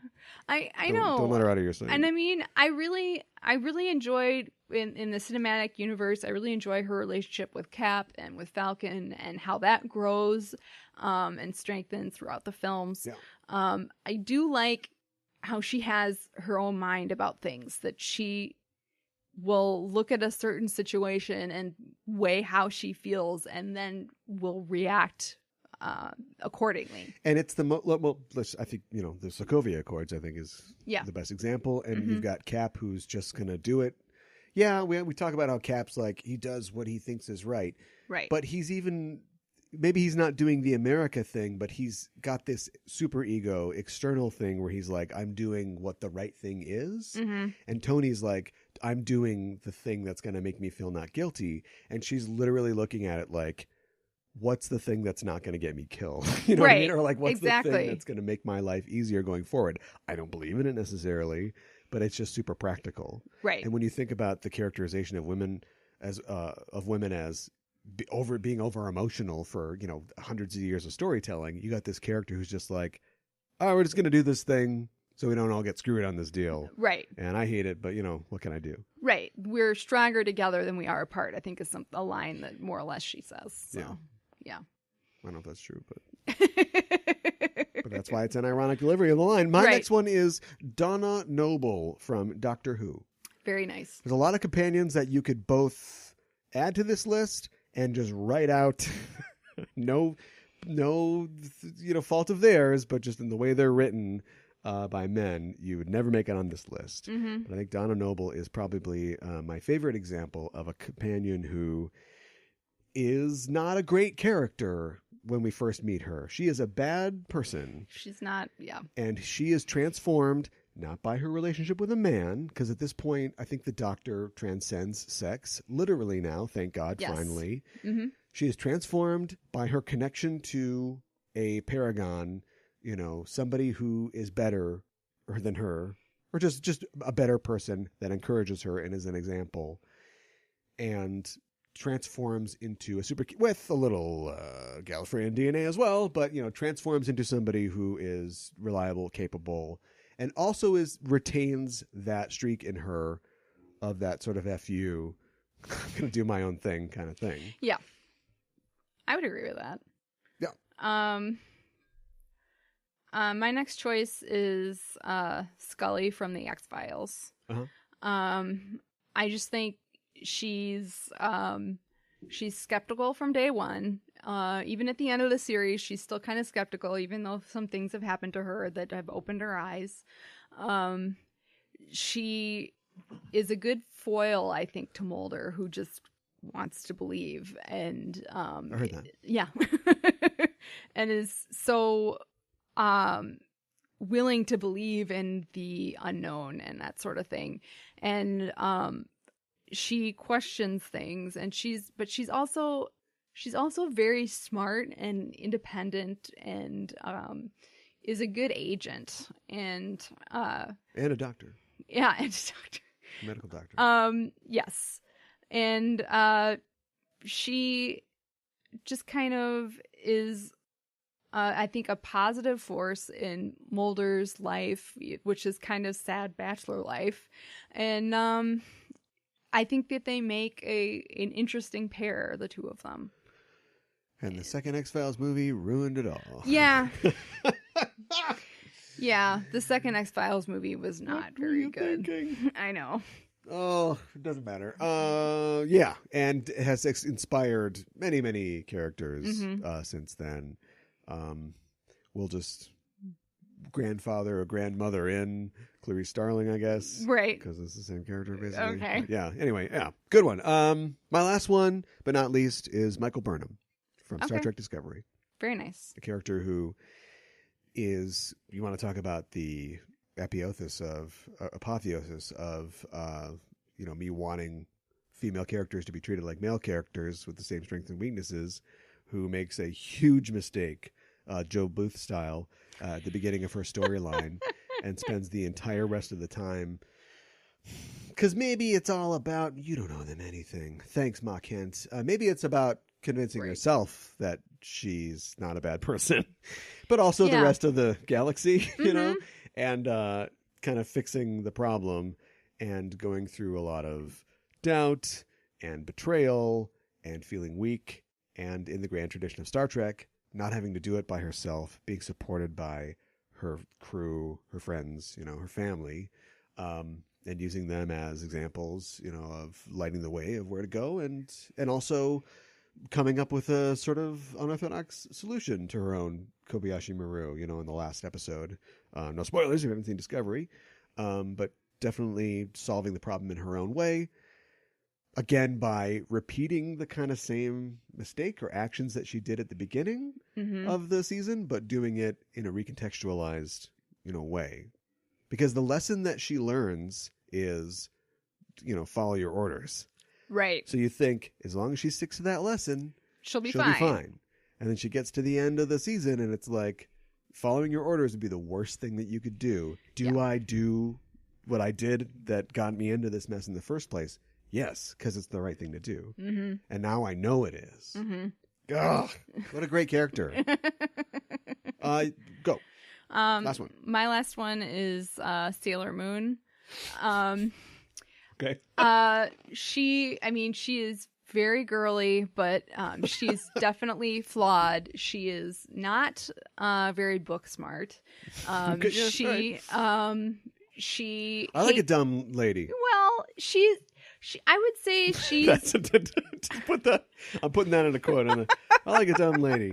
Just get us thrown off the internet. She like hates waking up in the morning. She's not a morning person. She hates going to school.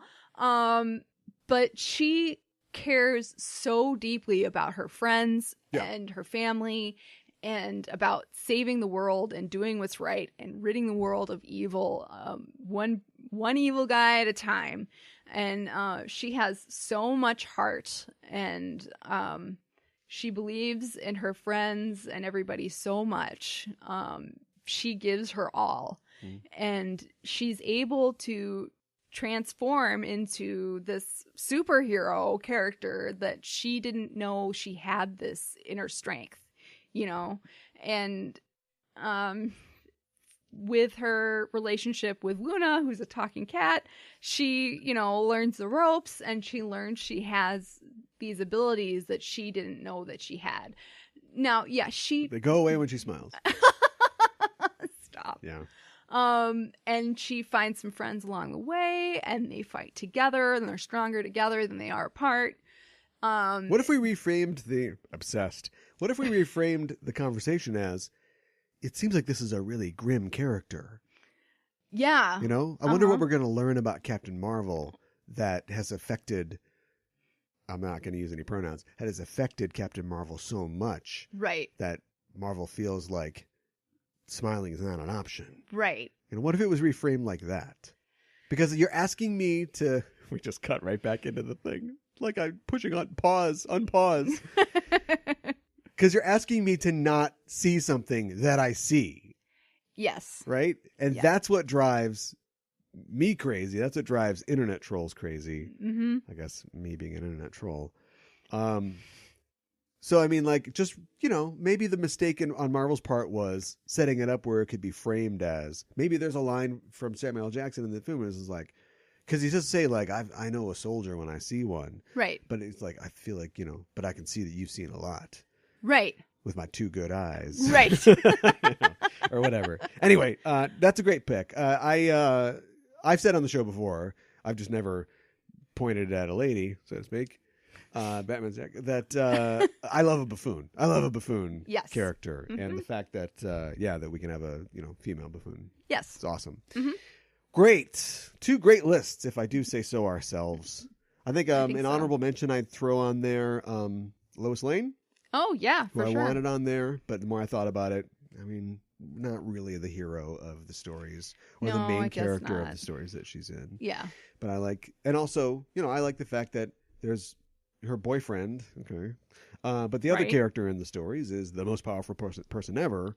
So compared to that, she has no power physically. Mm-hmm. But she's somebody who, and it hasn't always been this way. It is, I think, a good sign of the rising tide of feminism and equality that you couldn't write a Lois Lane story now like we had back in the day. Do you know what I mean? Yeah. If you don't write her as being just unimpeachable, character of completely having total integrity, can't spell. You know what I mean? Like if you didn't write her that way, people would not accept it. Mm-hmm. Even the sexists would be like, "What's wrong with Lois Lane? She's just looking at Superman's butt. What's this?" Like it is. This character has clawed her way out of Superman's girlfriend Lois Lane comics to be the character that she is. Yeah, I would agree with that. Thanks to the men and women that have wrote her over the years. Yeah. So, how'd we do? I think we did pretty well. I feel somewhat cleansed. Yeah. I think we clawed our way out of the hole that is Brie Larson smiling. So I think, we did a pretty good job. We talked a lot about some really stellar characters. We'll see. Yeah. Try to heal this world a little bit. I'm surprised that Ben Mendelsohn's not in the trailer. I am too. I mean, they're not trying to keep it a secret. He might have been in the background, right? but I mean, they didn't make a big deal out of it. So I don't know if they think they're going to trick us and we're not paying attention to the casting notices. We'll think that, Rogue One's in this. Awesome. Right. He never plays a bad guy. They'd be crazy if they thought they would pull that over on us. Yeah. Anyway. Looking forward to March. Yeah. First weekend of March. Right. Captain Marvel. That's right. Be there. Or with a be smile. square. Oh.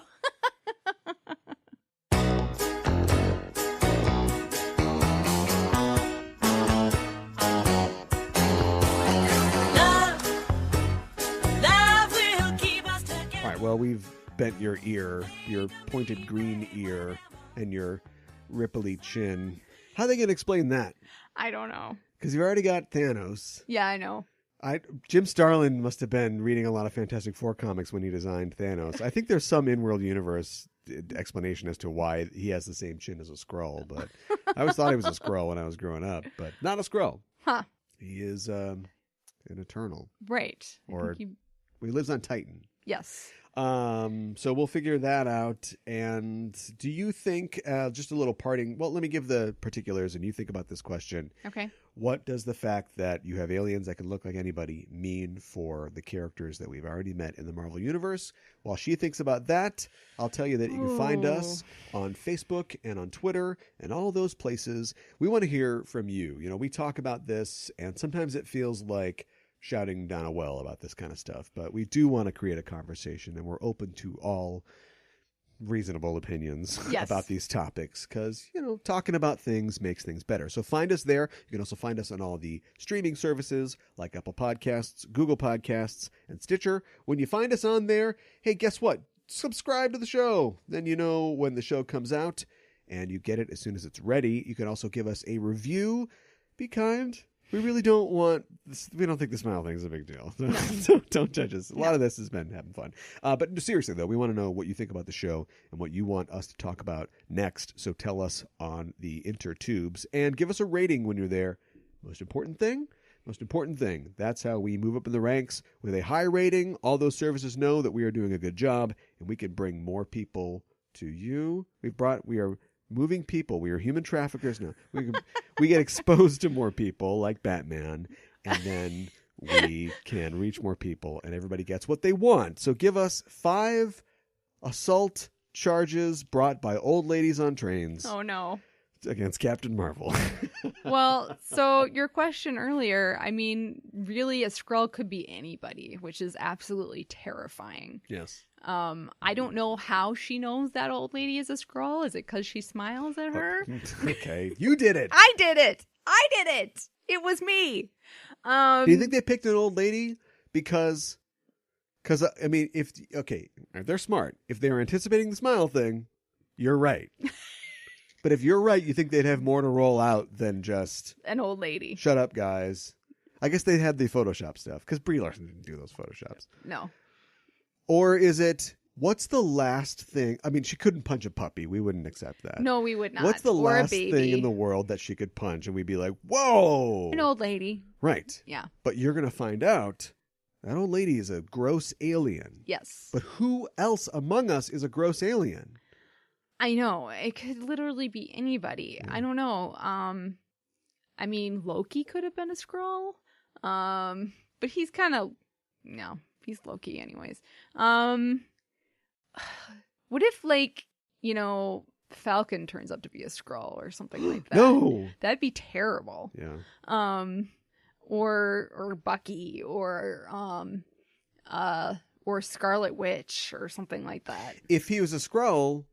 Is it the Skrull that disappears then? Right. And then also comes back?